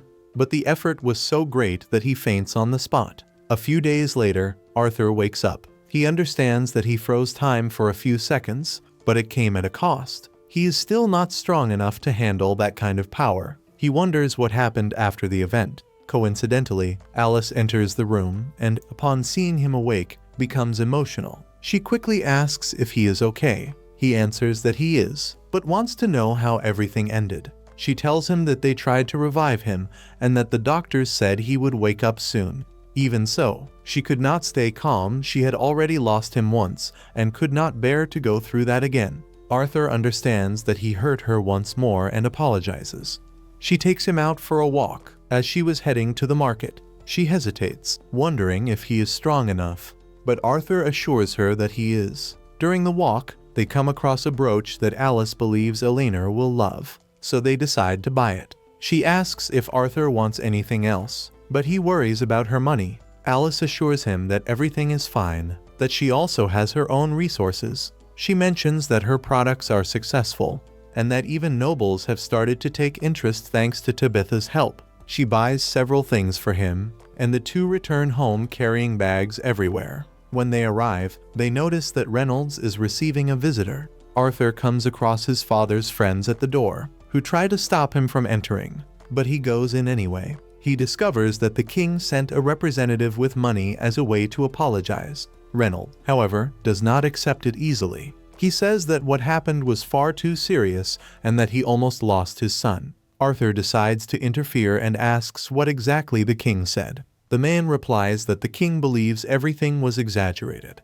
Arthur feels that they are trying to reverse the roles and portray themselves as victims. He asks about the knights who attacked him. The man says they were dismissed. When he asks about Sebastian, he hears that he was also removed. And regarding the broken leg, the man states that Sebastian continues to say that Arthur was responsible. But since no one saw it, they cannot believe him. The man concludes by saying that all of this happened because of Arthur's attitude toward royalty, and that the king mentioned Reynolds' failure in security. Upon hearing this, Arthur recognizes that he also overreacted and decides to accept the apology. The man leaves, and Reynolds surprises his son by handing the money to him, saying that he was the one who was hurt and that, therefore, he deserves it. He insists that Arthur keep the amount, as he will need it when he wants to start something on his own. It is a remarkable moment between father and son, so moving that even Adam and Durden end up crying. Later that night, Arthur becomes thoughtful. Everything that happened made him realize that, in that world, he is still just a boy. If he wants to have the authority he desires, he needs to become stronger. The next morning, he heads to the academy, but on the way, he sees a different bird. He follows it until, suddenly, a strange woman appears and calls him by name, as if she already knew him. She says she has been waiting for him.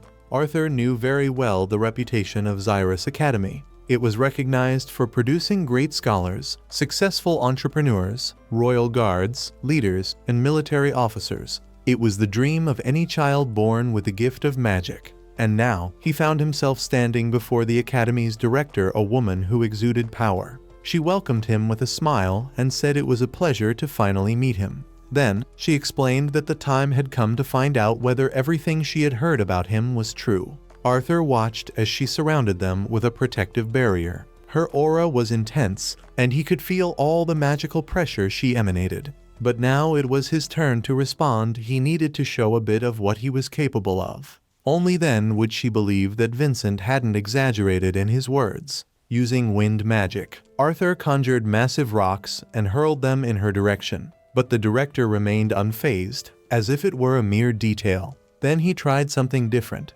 He attacked with daggers made of earth. Once again, she defended herself with ease. Finally, he reinforced his body with fire magic and charged into direct combat, but ended up being thrown away. Even so, she seemed satisfied. She said she was impressed with his abilities, despite him relying too much on himself. Vincent was right. Arthur was indeed talented, both in the use of magic and in combat. But there was still one final step left. The director asked him to make an effort to remain conscious, and began using sound magic to render him unconscious. Arthur was surprised he hadn't imagined she was a special mage, since sound was a rare element. When the test came to an end, she congratulated him. She said he had passed, that his talent was out of the ordinary, and that, because of that, she herself wanted to teach him to master wind magic. Even so, she made it clear that she could tell he was hiding something. Arthur then revealed that he could also control the water element. That made him a quadra-elemental mage. The director, surprised, wanted to know what else he had to say. She felt that Arthur wasn't there just to show his powers. He confirmed it.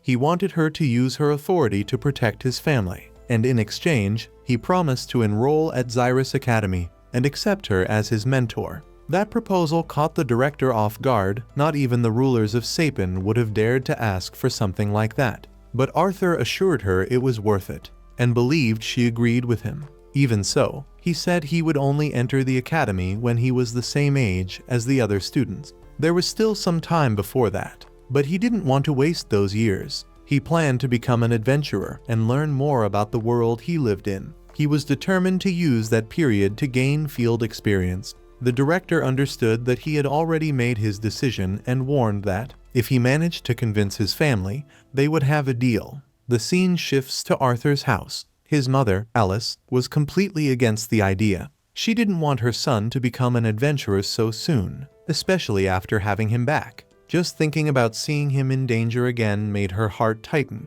Reynolds tried to calm her down, but Alice asked how he could stay calm, knowing everything they had already gone through, believing Arthur was dead. Even so, Reynolds asked her to listen to what their son had to say. In addition, he suggested that Arthur have a guardian while he was away. Alice remained firm in her position, until Arthur himself intervened. He explained that this wasn't just any adventure. He wanted to know the world, learn more about everything, and would return home from time to time to reassure her. She demanded that he promise this, and he did. He also said he wouldn't leave immediately. He wanted to spend some time with them before departing. But if he was determined to explore Dicathen, it was because he wanted to understand more about that continent and feel the same excitement his parents felt when they were adventurers. Alice understood, but asked him not to hide anything anymore. After all, they had only recently discovered that he was a quadra-elemental. Arthur promised he would do his best to be honest, although he knew not everything could be said. Reynolds then agreed that Arthur could go ahead with his plan, but on the condition that he had someone strong by his side. That's how they sought out the members of the Twin Horns, trying to decide who would be the ideal guardian. After some discussions, Jasmine volunteered to protect him, surprising everyone, since she didn't usually accept this kind of job. But since it was Arthur, she was willing. Reynolds was satisfied. Although he had considered Helen or Durden, he recognized that Jasmine was the right choice. Her combat skills made her the perfect protector. Alice wanted to know if Jasmine was sure about her decision, and she replied positively. Everything was settled. In addition, Jasmine had reached the light orange level the previous year and mastered wind magic, which made her even more suitable. With everything resolved, they said goodbye to the Twin Horns. On their way back, Arthur noticed that Lilia was meditating. Elena scolded her for training without her. Arthur was happy to see that Lilia could now meditate on her own. However, he worried about his sister. He hoped she wouldn't awaken her mana too soon. He didn't want her to draw too much attention. Shortly after, he asked his parents to stop by the auction house. He needed a sword. Next, Arthur met Vincent at the warehouse. He let him freely choose the weapon he liked the most. Meanwhile, Alice was impatient, worried about her son's delay. Reynolds suggested that she be patient. Maybe he was just being careful with his choice. In fact, Arthur was having difficulty. There were many swords, but none seemed ideal. All of them were too big, designed for adults who used magical amplification. None fit well with his small body. That was when Sylvie caught his attention and guided him to a small staff. As he held it, he felt its unbalanced weight. It didn't seem like an ordinary staff. He tried to pull out the blade, but couldn't. As he channeled his elemental energy, Sylvie's mark reacted. He saw strange inscriptions and then managed to draw the sword. It was beautiful, but still very heavy. Even so, he decided to test it and cut a barrel in half. Upon seeing the engraving on the blade, it released sparks, causing him to drop it. When he held it again, he noticed that the weight and balance had changed. Now, both the hilt and the blade seemed custom-made. Arthur had wielded excellent swords in his past life, but none fit so perfectly. To test it further, he cut another barrel and wondered who WK4 was, the blacksmith who created that weapon. Soon after, his father and Vincent showed up to take him to dinner. Arthur picked up another ordinary sword and said he wanted to take that one, but kept the mysterious one strapped to his waist. Reynolds approved of the choice. Vincent noticed the staff on his waist and asked about it. Arthur said he had found it and decided to keep it to use in his training. The person in charge of the warehouse said that an old man had left it there, claiming that no one was worthy of that weapon. Several appraisers had already examined it, but all of them stated it was just a sturdy staff. Feeling reluctant to throw it away, he kept it. The employee suggested taking it to someone more experienced, which put Arthur on alert. Trying to appear innocent, he called Vincent uncle and said he really liked the staff and wanted to use it. That convinced Vincent, who dropped the subject. Time passed. Arthur enjoyed the days with his family, gradually preparing to become an adventurer. Now, he was celebrating his 9th birthday. It was time to open the presents. From his mother, he received a pair of gloves with gems that could cast healing spells. From Vincent, he received a ring. Tabitha told him to stop joking when he asked Arthur to marry him, but he soon explained that the ring came as a pair. The other one was for Alice. If Arthur's mana dropped to a critical level, his mother's ring would alert her by lighting up the gem. The twin horns gave him a magical scroll that transmitted sounds. Arthur could leave a message, and his mother would receive it and respond using mana. He thanked them for the gifts, saying he would use them all very carefully. As he would soon depart, he assured them he would do everything possible not to worry them. Later, in his room, while packing his things, he thought about how his life had changed. Now he had a family, people he loved, and he wanted to protect them. He knew he needed to become stronger. As he said goodbye, his father reminded him that he was strong, but shouldn't carry everything alone. He advised him to trust Jasmine and accept help. His parents assured him they would always be by his side. And then, as he left the house, Arthur turned to Jasmine and said it was time to begin his adventure. Arthur and Jasmine head together to the Adventurers Guild to officially register Arthur as one of them. Jasmine, already experienced as an adventurer, personally assures the guild receptionist that Arthur has potential and insists that he be allowed to take the rank evaluation test. She does not reveal his real name, and Arthur also takes care to keep his face covered with a mask. As the receptionist guides them to another room, Arthur brings his hand to his mask, reflecting on why he is hiding his face. He didn't want the royal family to discover his identity, nor his powers. The idea that they could hurt his family because of it was something he could not accept. He was certain that he needed to keep all of this a secret at any cost. Soon, the three of them arrive at the guild master's office, Caspian. There, Caspian explains to Jasmine that there are some mandatory rules.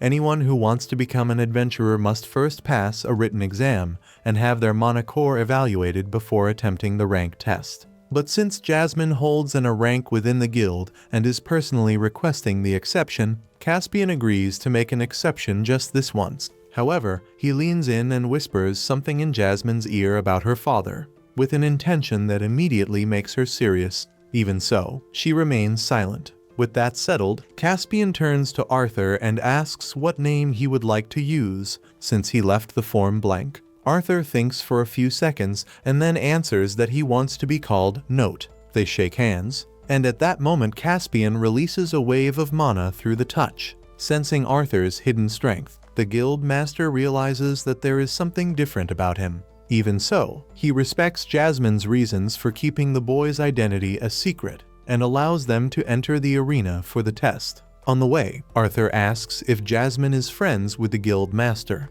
She answers directly, saying no, that they only know each other because her father has strong ties with the guild. Suddenly, Sylvie comes out of Arthur's bag, wanting to get some air. Jasmine is surprised to notice that Sylvie looks different. Arthur explains that his partner has the ability to slightly change her form. Leaving that aside, they finally enter the arena, where several novices are already taking the test, fighting against the guild instructor. A young conjurer named Diane is currently in combat.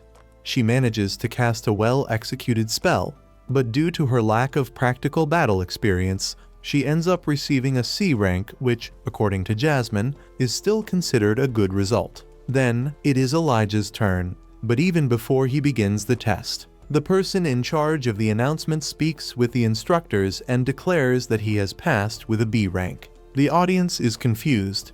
No one understands what is happening. How could someone be ranked without even taking part in the fight? For now, no one explains. Soon after, the name Lucas Wikes is called. Seeing how Elijah was favored, he demands to be treated the same way. He wants to skip the test and receive a rank directly. The instructor introduces him to the audience, explaining that he is an 11-year-old conjurer specialized in fire magic. His mana core has already reached the light orange level, something impressive for his age. In addition, he has pointed ears, which immediately makes Arthur think of Tesha. Lucas seems bored with the formalities and, without hesitation, summons his flame guardian to attack the instructor. She reacts quickly, using earth magic to create a protective wall. But Lucas is fast. He plants his staff into the ground and summons a rain of fire over the arena. He smiles, thinking himself superior, but fails to notice that he has lost control of his own spell and that the entire arena is about to be consumed by flames. Before disaster can strike, the instructor takes control of the situation and prevents the worst. Even acknowledging the danger of his actions, she admits that Lucas has demonstrated great skill by managing to cast such an advanced spell. However, before she could announce his final rank, Lucas attempts to attack her by surprise. He wanted to defeat her by force to secure a better classification. Arthur, realizing that he would probably receive a lower rank for losing control, reacts immediately. He throws his sword to deflect the attack and protect the instructor. The quick action impresses her, and because of that, she grants Lucas a B rank. Right after, she summons an arm of earth that grabs Lucas and carries him out of the arena. Then it is Arthur's turn, or rather, note, Jasmine and Sylvie support him, wishing him luck. With both of them by his side, Arthur enters the arena with no intention of holding back. He releases his aura, which had been hidden until then. From the top of the stands, Caspian senses the power and decides that he will conduct the test personally. He is an A-rank mage. But even in the face of that, Arthur shows no sign of hesitation. The fight between the two begins, and soon the battle ends with the sound of swords echoing, and time advances to the moment when Arthur finally receives his adventurer card, already classified as a B rank. Meanwhile, in Caspian's office, the two instructors responsible for the evaluation do not hide their discomfort and demand explanations. They were dissatisfied with the fact that so many children had received a B rank. Caspian, however, reminds them that 6 months ago, the first cultural exchange between the three races took place, which opened the way for young elves and dwarves to also register as adventurers. About Lucas, he comments that he is a half-elf, born into a human family, but that there are old rumors involving that family whispers about questionable practices to produce children with great magical talent. Elijah, on the other hand, is human, but was raised in the Dwarven Kingdom. His registration as an adventurer was only possible thanks to the support of a powerful sponsor. And as for note, no one knows exactly who he is. The only reason he managed to receive special treatment is because he has Jasmine as his sponsor. She comes from the Flamesworth family, known as the most powerful lineage of fire mages in the kingdom. One of the instructors suspects that this explains why Note can cast such advanced fire spells. Even so, what truly catches Caspian's attention is the way he handles the sword. Caspian comments that Note's technique is still a bit raw, lacking refinement probably because his body is growing faster than his technique can keep up. But even with that flaw, he was bold enough to truly face him. Caspian finds himself thinking about how that boy could become incredibly strong in the future. Arthur, on the other hand, is immersed in his own thoughts, trying to process everything he experienced that day. He does not feel worried, but knows there is much to consider. Jasmine soon notices that he is distracted and calls him back to reality. He simply says that everything is fine, that it was nothing serious, but the truth is that the fight against Caspian made him realize something important. He had grown too accustomed to the power he possessed in this world and had ended up neglecting the discipline and focus that had made him strong in his previous life. As they walk through the guild, they run into Elijah along the way. He does not greet them. Instead, he gets straight to the point. He criticizes the way Arthur acted in the arena against Lucas. Even so, he admits that if Arthur hadn't interfered, he himself would have. Shortly after, Lucas approaches and provokes them, asking if that was some kind of meeting between B-rank adventurers that he hadn't been informed about. Arthur responds directly, saying that he does not usually invite those who do not respect the rules. Irritated, Lucas grabs Arthur by the shirt, ready to fight. Elijah tries to calm things down, reminding him that they are drawing too much attention. Lucas realizes this, lets Arthur go, and walks away without saying anything else. With the group dispersed and nothing urgent to do, Jasmine suggests they go out for a bit. Arthur asks where they are going. Jasmine, however, already had a destination in mind. Without delay, they use a teleportation portal and head straight to the place she had chosen. Upon arriving, Arthur finds himself facing an open field, a type of area where magical beasts are usually found. Jasmine explains that the place was recently cleared by hunters and now serves as a training area for beginners. Arthur comments that it seems like a waste to train in a place without challenges. But Jasmine soon says that the real destination is still ahead and that it would take some time to get there. She starts running with ease, and Arthur realizes he needs to push himself to keep up with her. In silence, he acknowledges that he underestimated her endurance. Jasmine is not only skilled, she is also very physically resilient. Arthur reflects that he has been making several mistakes that day, and one of them was not paying proper attention to that. Remembering the fight against Caspian, Arthur realizes that he had misinterpreted everything. He thought Caspian was forcing the pace of the fight to make him use his trump card, but when he decided to resort to magic, he miscalculated and lost. At that moment, Caspian had told him not to act arrogantly, a piece of advice that kept echoing in his mind. Suddenly, the two witness a horrifying scene. A massive beast appears and devours a person right in front of them. Jasmine shouts, warning that they need to run, since that monster is clearly not native to the region. A little further ahead, they realize that the beast had been captured by a group of adventurers, but escaped and is now attacking them ferociously. Since the monster was not from that territory, it was not there to hunt. But unfortunately, it ends up taking Arthur and Jasmine as new targets. Without hesitation, Jasmine says she will face it alone and tells Arthur to stay back. She draws two daggers and charges into the attack. Her first strikes do not have much effect, so she uses the trunk of a tree as leverage to attempt another attack this time. She only manages to scratch the creature. Arthur sees that she is in danger and runs toward her, picking her up in his arms to get her out of there. The beast then shifts its focus and begins attacking the injured adventurers nearby. Jasmine runs to protect them, placing herself between them and the monster.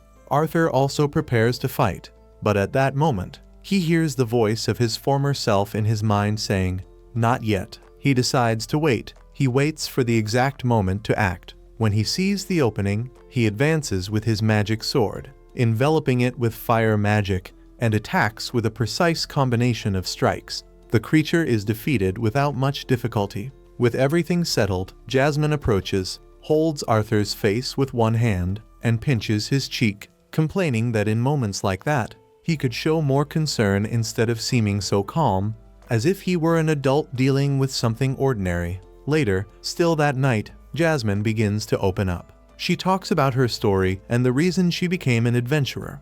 She wanted to distance herself from her own family. The Flamesworth family is known for having incredibly powerful fire mages. When Jasmine awakened her powers very early, everyone was excited, full of pride and expectations. But that pride didn't last long. Over time, they realized that she couldn't use the fire element, and it was as if, from one moment to the next, she lost her value. She began to be treated as if she were useless. Arthur listens to everything and feels a growing anger. He can't hold back his voice and blurts out what he thinks. He says that no type of magic is superior to another, that what truly matters is how it is used. Jasmine lets out a small laugh and asks why he got so bothered by that. Only then does Arthur realize the reason he reacted that way. He saw himself in her. He had also been called useless in his previous life. Jasmine speaks again. She says that when she first started fighting, she had a style very similar to what Arthur showed that day. Because of that, she received several scoldings from the Twin Horns group. But little by little, she learned to work as part of a team. Thinking about it, she realizes that much of who she is today is thanks to them. She then asks about him, wanting to know more. But Arthur doesn't have a clear answer. And before the silence stretches on, Jasmine ends up falling asleep. He watches her in silence, immersed in thoughts about himself. Could he also change like she did? He begins to reflect on everything that has changed since he arrived in that world. He remembers his parents, the friends he made, Tesha, Eleanor, and so many other moments that marked his journey up to that point. Thinking about all of this, he feels that he can indeed change. He wants to believe in that with all his strength. Meanwhile, elsewhere, Tesha watches him through a crystal ball. She sees that he is accompanied by a woman. On impulse, she tries to reach him through the magical surface, but the attempt leads nowhere. She gets irritated. It wasn't the first time she had seen Arthur surrounded by women. Virian notices his granddaughter's behavior and asks if she is jealous of Arthur for following a new path. Then, he suggests that she also make an important decision and start something new, like enrolling in Xyrus Academy. With that, she would have the chance to meet Arthur again, and just that idea already leaves Tesha visibly excited. Time passes. 2 years go by. Arthur continues his travels alongside Jasmine. During this period, he ends up gaining some fame and becomes known as the Masked Swordsman. On a late afternoon, he is sitting on a rooftop, calm, watching the horizon. When Jasmine calls him, it was time to move on. A new mission awaited them. After some time, the group is dropped off near the mission location. The task was to investigate the loss of contact with a village near the Beast Outpost. Jasmine asks what the priority would be, and Arthur responds that the most important thing was to ensure their safety. Then, she asks what they should do if they encountered a hostile monster, and Arthur explains that the mission did not involve combat, so the best option would be to retreat. Arthur then communicates telepathically with Sylvie, asking what she intended to do. The little one replies that she would stay nearby training. As they move forward, they notice several footprints heading toward the village, but almost none coming out. Because of this, Note concludes that they need to gather information before acting. So, they proceed silently to the location, but upon arrival, they find no sign of the villagers. Jasmine notices some crystals scattered around and calls Note to check them. Upon analyzing them, they discover something terrifying. The villagers were trapped inside those crystals. Note identifies a girl and approaches, trying to understand what had happened. The girl explains that she also didn't know, as she had been gathering herbs in the forest, and when she returned, everyone was already in that situation. Suddenly, a strand of web pulls the girl. Note tries to react, but Jasmine stops him. Then, the creature turns the girl into a crystal. As soon as they realize they have also become targets, Jasmine states that they need to flee immediately. The scene shifts to two hooded figures talking. They comment that the alliance between dwarves, humans, and elves was becoming a problem, which is why they had interfered with the Beast Outpost. Elsewhere, now away from the immediate danger, Jasmine explains that that creature was an Arachne. She reveals that she had already faced 5 of them, but only managed to win once. This was only possible thanks to teamwork, especially due to the help of Arthur's mother, who has emitter abilities.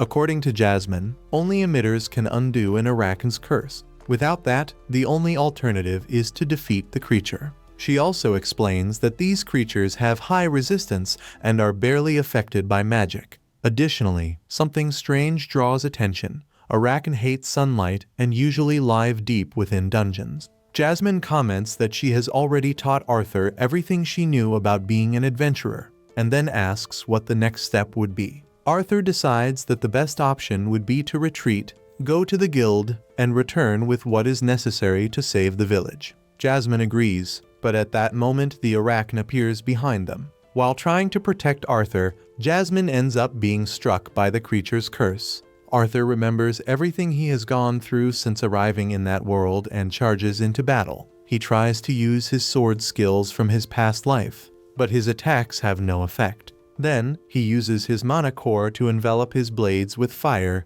but still cannot injure the monster. With no other option, Arthur changes strategy and uses earth magic, managing to create cracks in the Arachne's armor. Taking advantage of this opening, he drives his sword into the gap and channels lightning magic, striking the creature from the inside. In this way, he manages to bring the monster down. However, as he turns his back, the Arachne rises again. At that moment, Arthur activates his ability to stop time. In his thoughts, he acknowledges that, thanks to that enemy, he managed to regain his former swordsmanship. With that, he finishes the creature once and for all. Exhausted, Arthur lies down on the ground. Soon after, Sylvie appears flying toward him, as she had sensed that he was in danger. Arthur reassures the little one, saying that everything was now under control. Jasmine approaches, still affected by the situation, and shows some dissatisfaction, since he did not follow the plan to retreat.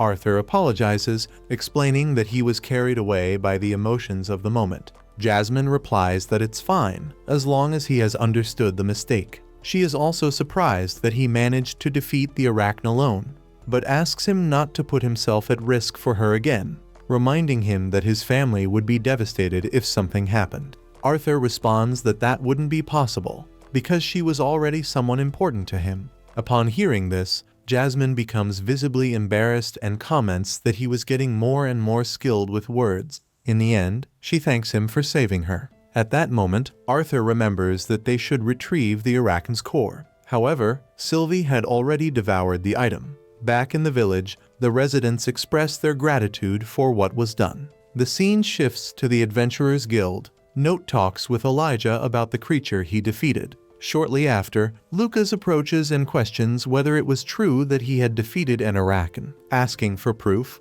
Note explains that he cannot show the core. After all, he can't say that Sylvie ate it. This makes Lucas doubt even more, until Note presents the creature's head as evidence. Even so, Lucas tries to act superior, stating that a beast of that level would not be a challenge for him. Faced with this, Note responds ironically that, next time, he would ask for help. After that, Lucas leaves. Jasmine then stands up and says that it was already time to return. The next day, Arthur returns home and is welcomed by his sister. Already seated on the couch, he comments that he faced and defeated an Arachne, leaving his father impressed. However, his mother makes him kneel beside Jasmine and begins to question why he got involved with such a dangerous monster. She also asks Jasmine why they didn't run away, since facing an Arachne is never the safest choice. Jasmine simply apologizes. Alice explains that she only allowed Arthur to become an adventurer because she trusted that Jasmine would be by his side. But she still has difficulty believing what happened. His father advises that, next time, he should follow Jasmine's guidance, and Arthur agrees. Jasmine mentions that she has already requested an investigation from the guild regarding the unusual appearance of the Arachne. Reynolds thanks her and says that he will warn Helen and the others to stay alert. Reynolds then asks Alice to change her attitude, saying that they should be proud of Arthur, not for having defeated an Arachne, but for having returned safely. Alice agrees with this. After that, Arthur and Jasmine go outside to train. His mother watches, impressed by how much he had improved. Arthur thinks that he needed to become even stronger to protect the people who were important to him. When the training ends, he remembers Tesha and starts to wonder what she might be doing at that moment. The scene shifts to Tesha and other elves, who were fleeing from a trap with a huge boulder rolling toward them. The scene shifts to Tesha and her group inside a tavern, where they talk about their next mission. Their objective is to go to a human village to defeat a boar monster. As soon as they finish getting ready to leave, they are interrupted by humans who try to ambush them. Even so, Tesha's group shows that they are already used to this kind of situation. While running to escape, the girls comment among themselves that humans like that always show up. Further ahead, they manage to climb onto a carriage passing along the road and continue their journey. During the trip, Tesha begins reading a letter sent by her grandfather. In the letter, he explains that elves, humans, and dwarves spent a long time in conflict. However, at that moment, bandits appear chasing the carriage, but Tesha's group and the human passengers quickly deal with the bandits. The letter continues being narrated, explaining that although the alliance between the three kingdoms put an end to the wars, it was still only a political agreement, since in people's hearts the conflict still existed. As long as that feeling did not disappear, the alliance would never be true. At night, they are attacked by bandits again, but quickly get rid of them. However, suddenly, Tesha and her group are attacked by the group of humans, but Tesha takes care of them very easily. Finally, her grandfather's letter mentions that he wished for Tesha to become an example capable of changing people's views. Meanwhile, a hooded figure watches Tesha's every move from a distance. Back to the young elf, she decides to free the wolves pulling the carriage and continues the journey on her own. When morning arrives, the group finally reaches the village. But the village chief refuses their help just because Tesha is an elf, ordering them to leave. The scene then shifts to Lucas Wykes, who questions Elijah about why a human is involved with the dwarves' royal family. Elijah replies that there are several reasons for that and takes the opportunity to comment on Lucas's elven blood. The young man responds that, for the Wykes family, the most important thing is to raise powerful mages. At that moment, Note joins the conversation and states that the Wykes family would even be willing to get involved with elves, even though they are considered enemies.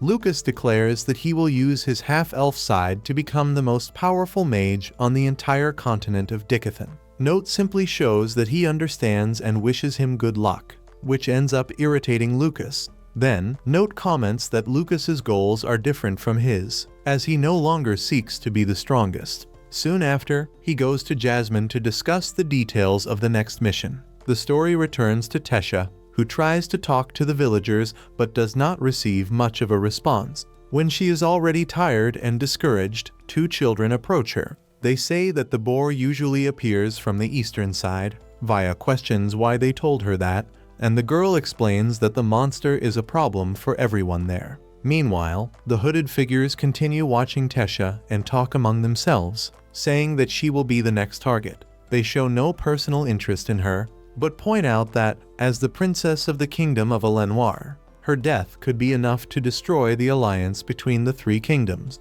For that reason, they claim they have prepared something special for her. Suddenly, a gigantic boar appears in front of Tesha and the group. They dodge the attack and use elemental magic to try to defeat the creature. For a moment, they believe they have succeeded, but the monster charges again as if nothing had happened. Tesha uses magic again and realizes that, for some reason, the boar is immune to magical attacks. Because of this, Tesha and Vaya start running away. The hooded figures watch the situation and comment among themselves about what would happen if the princess died in human territory. Meanwhile, Tesha and Vaya keep dodging the monster's attacks until a piece of rock hits Vaya, putting her in danger. At that moment, Faye appears and helps her using water magic. Faye and Vaya suggest that they should retreat, but Tesha insists on trying one more strategy. Following her plan, Faye draws the boar's attention and leads it to a specific spot, while Vaya uses her magic to open a hole in the ground.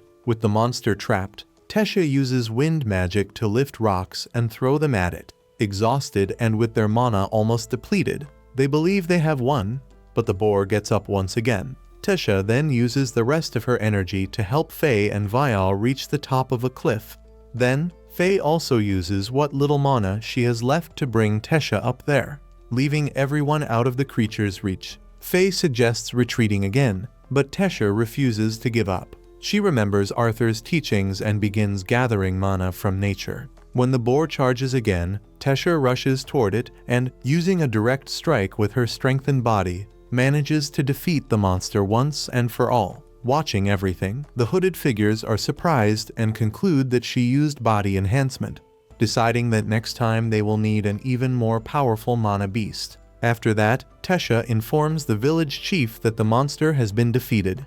But the man simply walks away without showing any gratitude. As the group prepares to leave, the children appear again and thank them for the help. Tesha comments that their house is beautiful, and the boy explains that the previous residents moved to a distant place, adding that they were very strong. It becomes clear that this is the same house where Arthur lived when he was younger. Later, the group is once again in a tavern. Tesha comments that she and Faye intend to return to Xyrus and asks what Vaya's destination will be. The girl replies that she had planned to return to Elenoir, but decided to go to Xyrus to take the opportunity to see Arthur. Tesha shows surprise upon realizing that Vaya knows Arthur, and the girl explains that she met him during the trip to Xyrus, mentioning that they sometimes meet. She also comments on how good the food prepared by Arthur's mother is and how beautiful his sister is. Upon hearing this, Tesha feels somewhat uncomfortable, since it has been quite some time since she last saw Arthur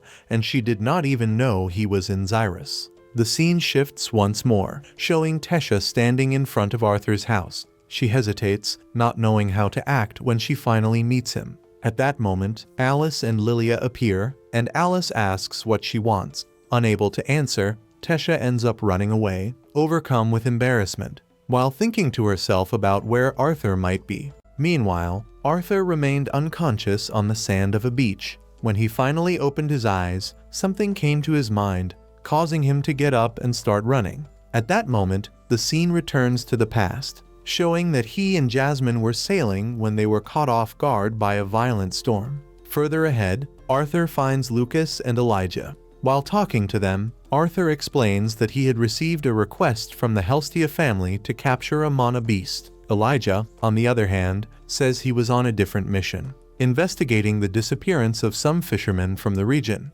In the end, all three were hit by the same storm and were separated from the rest of the group. Then, Arthur communicates with Sylvie, asking her to go in search of Jasmine. On another island, Jasmine was searching for Arthur, clearly bothered by everything that had happened. She carried a sense of guilt and, while thinking about it, she remembered a conversation with Reynolds. In that memory, Reynolds explained that they had investigated the Arachne case, but were unable to find anything concrete. Even so, similar situations had been happening frequently, which left him worried. Because of that, he had asked Jasmine to take good care of Arthur. Back in the present, Jasmine hears some sounds around her and decides to check, believing it might be Arthur. However, as she gets closer, she realizes that it was only Lucas's guards, who had also gotten separated from him because of the storm. Elsewhere, Lucas sets up a tent for them to spend the night. Arthur observes the spatial rings for the first time and becomes very interested,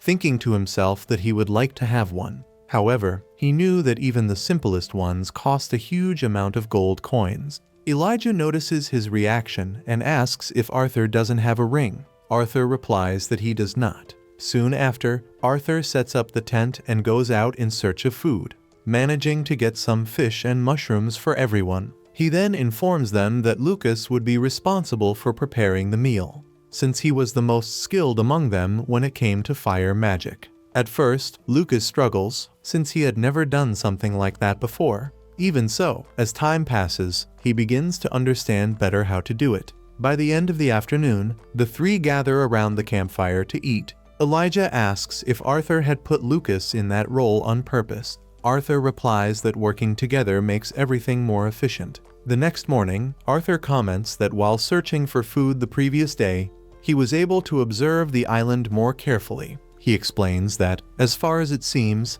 they are the only ones there. With that in mind, he presents two options: wait for rescue or try to leave on their own. Elijah then asks who could come to rescue them. Arthur answers that Jasmine is an A-rank adventurer, and that, sooner or later, she would certainly come looking for him. Elijah then asks about the possibility of trying to escape on their own. Arthur says that the continent is not that far, so he believes it would be possible to reach it. At that moment, Lucas interrupts, stating that this is not a good idea. He reveals that the target of his mission is a salamander that, although not very large, is extremely dangerous, especially at sea, as it has the ability to control the weather. Arthur begins to reflect and realizes that the cases of missing fishermen and the sinking of ships are probably linked to this creature, since it is a dangerous mana beast. The king ordered the Wykes family to be responsible for eliminating it. Lucas believes that the creature is hiding on the island and declares that he will burn it. Arthur interrupts him, asking him to wait, saying that it would be safer if the three of them went together. Thus, they decide to begin the search as a group. At that moment, Sylvie finds Jasmine. The girl confirms with the small creature that Arthur is fine, which brings her great relief. Arthur, Lucas, and Elijah end up finding the beast's hiding place. Without hesitation, Lucas conjures a powerful spell and launches it at the location, while Elijah creates a barrier to protect them. Even with the impact of the attack, they realize that the creature is still alive, which makes them retreat quickly. Suddenly, part of the mountain breaks apart, revealing the creature's true form, which was much larger than they expected. Arthur says that he will draw its attention and asks Lucas to prepare another strong attack.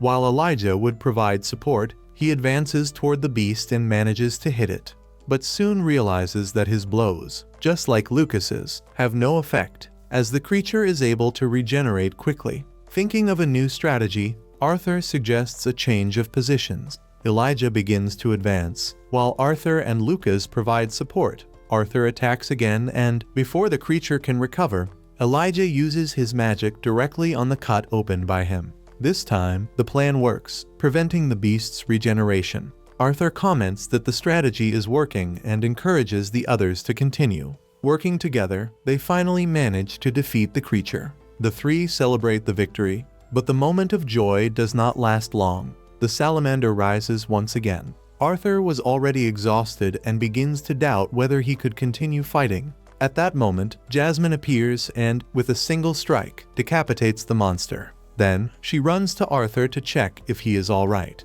Elijah and Lucas are impressed when they see the strength of an A-rank adventurer. Later, during the sunset, Jasmine apologizes for what happened. Arthur says that it is not her fault and thanks her for showing up to help him. Soon after, Lucas and Elijah come running after Sylvie, as the small creature had taken the salamander's magic core. As soon as she reaches Arthur, Sylvie consumes the core, leaving both of them completely desperate. Meanwhile, in Xyrus, Tesha comments that she still hasn't had the courage to go visit Arthur. Faye and Vaya begin to tease the girl, saying that she is afraid. Annoyed by this, Tesha stands up and decides that she will talk to him at that moment. When she arrives in front of Arthur's house, she doesn't know how to act. At that moment, Reynolds appears and asks if she needs anything. Tesha, embarrassed, does not respond and ends up running away again. Reynolds, realizing that she was an elf, feels satisfied, thinking that the alliance between the three kingdoms seemed to be going well.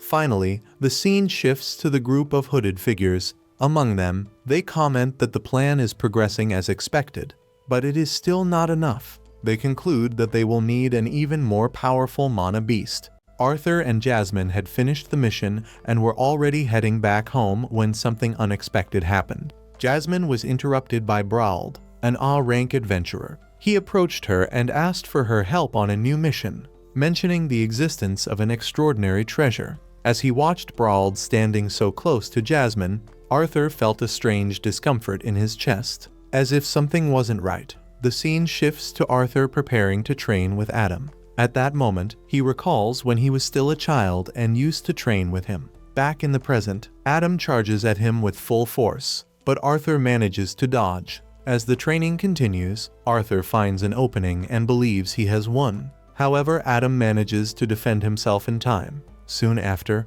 Adam jumps and delivers a powerful blow, forcing Arthur to defend himself and withstand all the pressure of that attack. When the training ends, Adam acknowledges that Arthur has grown stronger.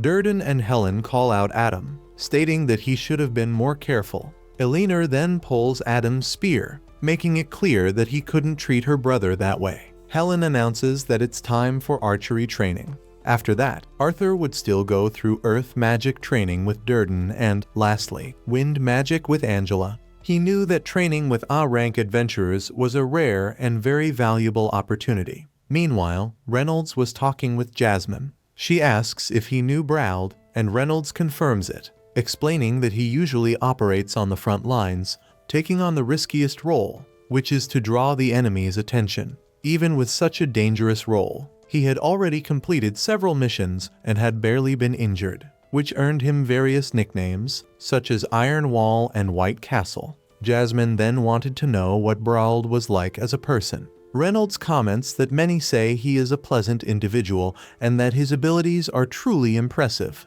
stating that even he would have difficulty getting past Brauld's defense. Jasmine says that she received an invitation from him for a mission. Reynolds finds it strange, since Brauld has his own group. She explains that she wasn't the only one invited, as other people also received the same call. Reynolds then questions the reason why Brauld is gathering new members. Jasmine suggests that perhaps the main group got injured, but Reynolds finds it unlikely, since they are all very skilled adventurers. Then, she raises the possibility of disagreements among the members. Reynolds comments that this kind of conflict is, most of the time, what causes groups to split up, and that the mission mentioned by Brauld might be related to that. Even so, he makes it clear that it is still too early to draw conclusions, given that Jasmine states that she will investigate the situation further. Back to Arthur, he finishes his training with Durden, Helen, and Angela. Everyone is surprised to realize how much he has improved. Reynolds shows up wanting to train as well, but is interrupted by Alice and Elena. His mother makes it clear that, at that moment, Arthur would be going out with them. Meanwhile, Lucas and his guards were looking for an interesting mission, but only simple tasks were available, such as herb gathering. Before entering the academy, he wanted to take part in something truly grand. At that moment, Xiun, a man hired by Lucas's father to watch over him, mentions Brauld and says that he intends to explore an unknown dungeon. According to Xiun, with the power Lucas possesses, participating in that mission would be easy. Lucas becomes interested immediately, but his guards try to stop him, warning that missions not authorized by the guild are extremely dangerous. Even so, he ignores the warnings. As he leaves, Xiun shows a slight smile, as if he were plotting something. On the other side, Arthur was shopping with his mother and his sister. Elena comes out of the fitting room, but when she notices that Arthur doesn't react, Alice nudges him. He then comments that his sister looks cute, but she doesn't like the way he said it. Seeing this, Alice says that she still needed to teach him many things beyond adventures. When Elena comes out again, Arthur changes the way he speaks and says that she looks beautiful. This time, she is satisfied with the compliment. Alice then decides that they still need to buy shoes and accessories, which makes Arthur think that it seemed more difficult than facing monsters. In a nearby place, View asks Tesha if she managed to talk to Arthur. Tesha replies that she didn't, because every time she tries to visit him, something goes wrong. She shows sadness since she really wanted to see him. At that moment, View spots Arthur on the other side of the street and tells Tesha, but a carriage passes by right at that moment and he disappears from sight. Arthur had entered a shop and was looking at dimensional rings. Helen and Angela were also there and ask if he was interested in buying one. Arthur replies that yes, as he would like to have one in the future. He asks how many items would fit in the cheapest model, but Helen explains that not even her bow would fit there. When asking about another model, she says that one could store all the equipment of a camp, but the price was very high. Arthur understands that an item like that would be extremely useful, since he and Jasmine always carry everything on their backs. At that moment, Elena appears, telling her mother that she found Arthur. Later in the afternoon, he finally arrives home and tells Sylvie that he is exhausted after spending the day accompanying his mother and sister shopping. Sylvie comments that there wasn't much to do, since Alice and Elena were excited to see him. Then she asks if he intends to go on another adventure. Arthur replies that he plans to take a short break and asks if she really wants to go. She clarifies that it's not that, but rather the fact that she gets hungry easily.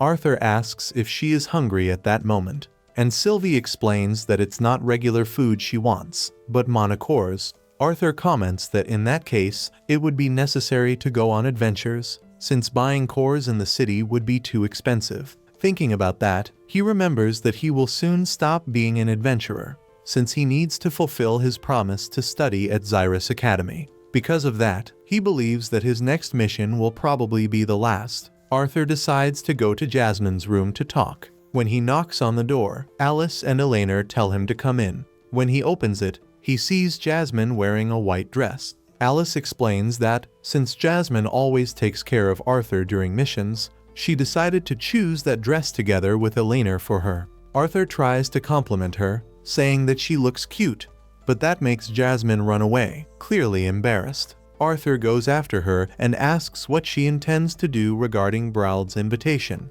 Jasmine replies that she will refuse because she investigated a bit and discovered that this time he is acting alone, without his group. She adds that adventurers can only survive by being somewhat cautious, but notices that Arthur shows interest in participating. Arthur reflects on his past life, remembering that he always learned to avoid danger. However, in this new life, he realized that facing risks can lead to important encounters, and avoiding them can also limit his experiences. Given that, he states that the next mission will be the last for him and Jasmine. He comments that the guild does not have good missions at the moment, and that even gathering herbs could be fun.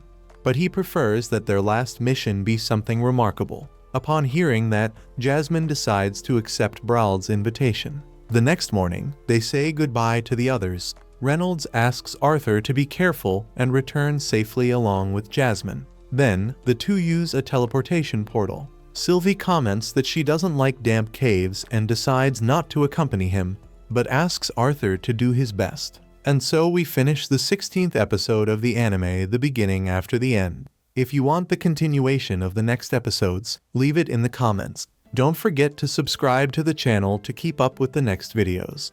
See you next time.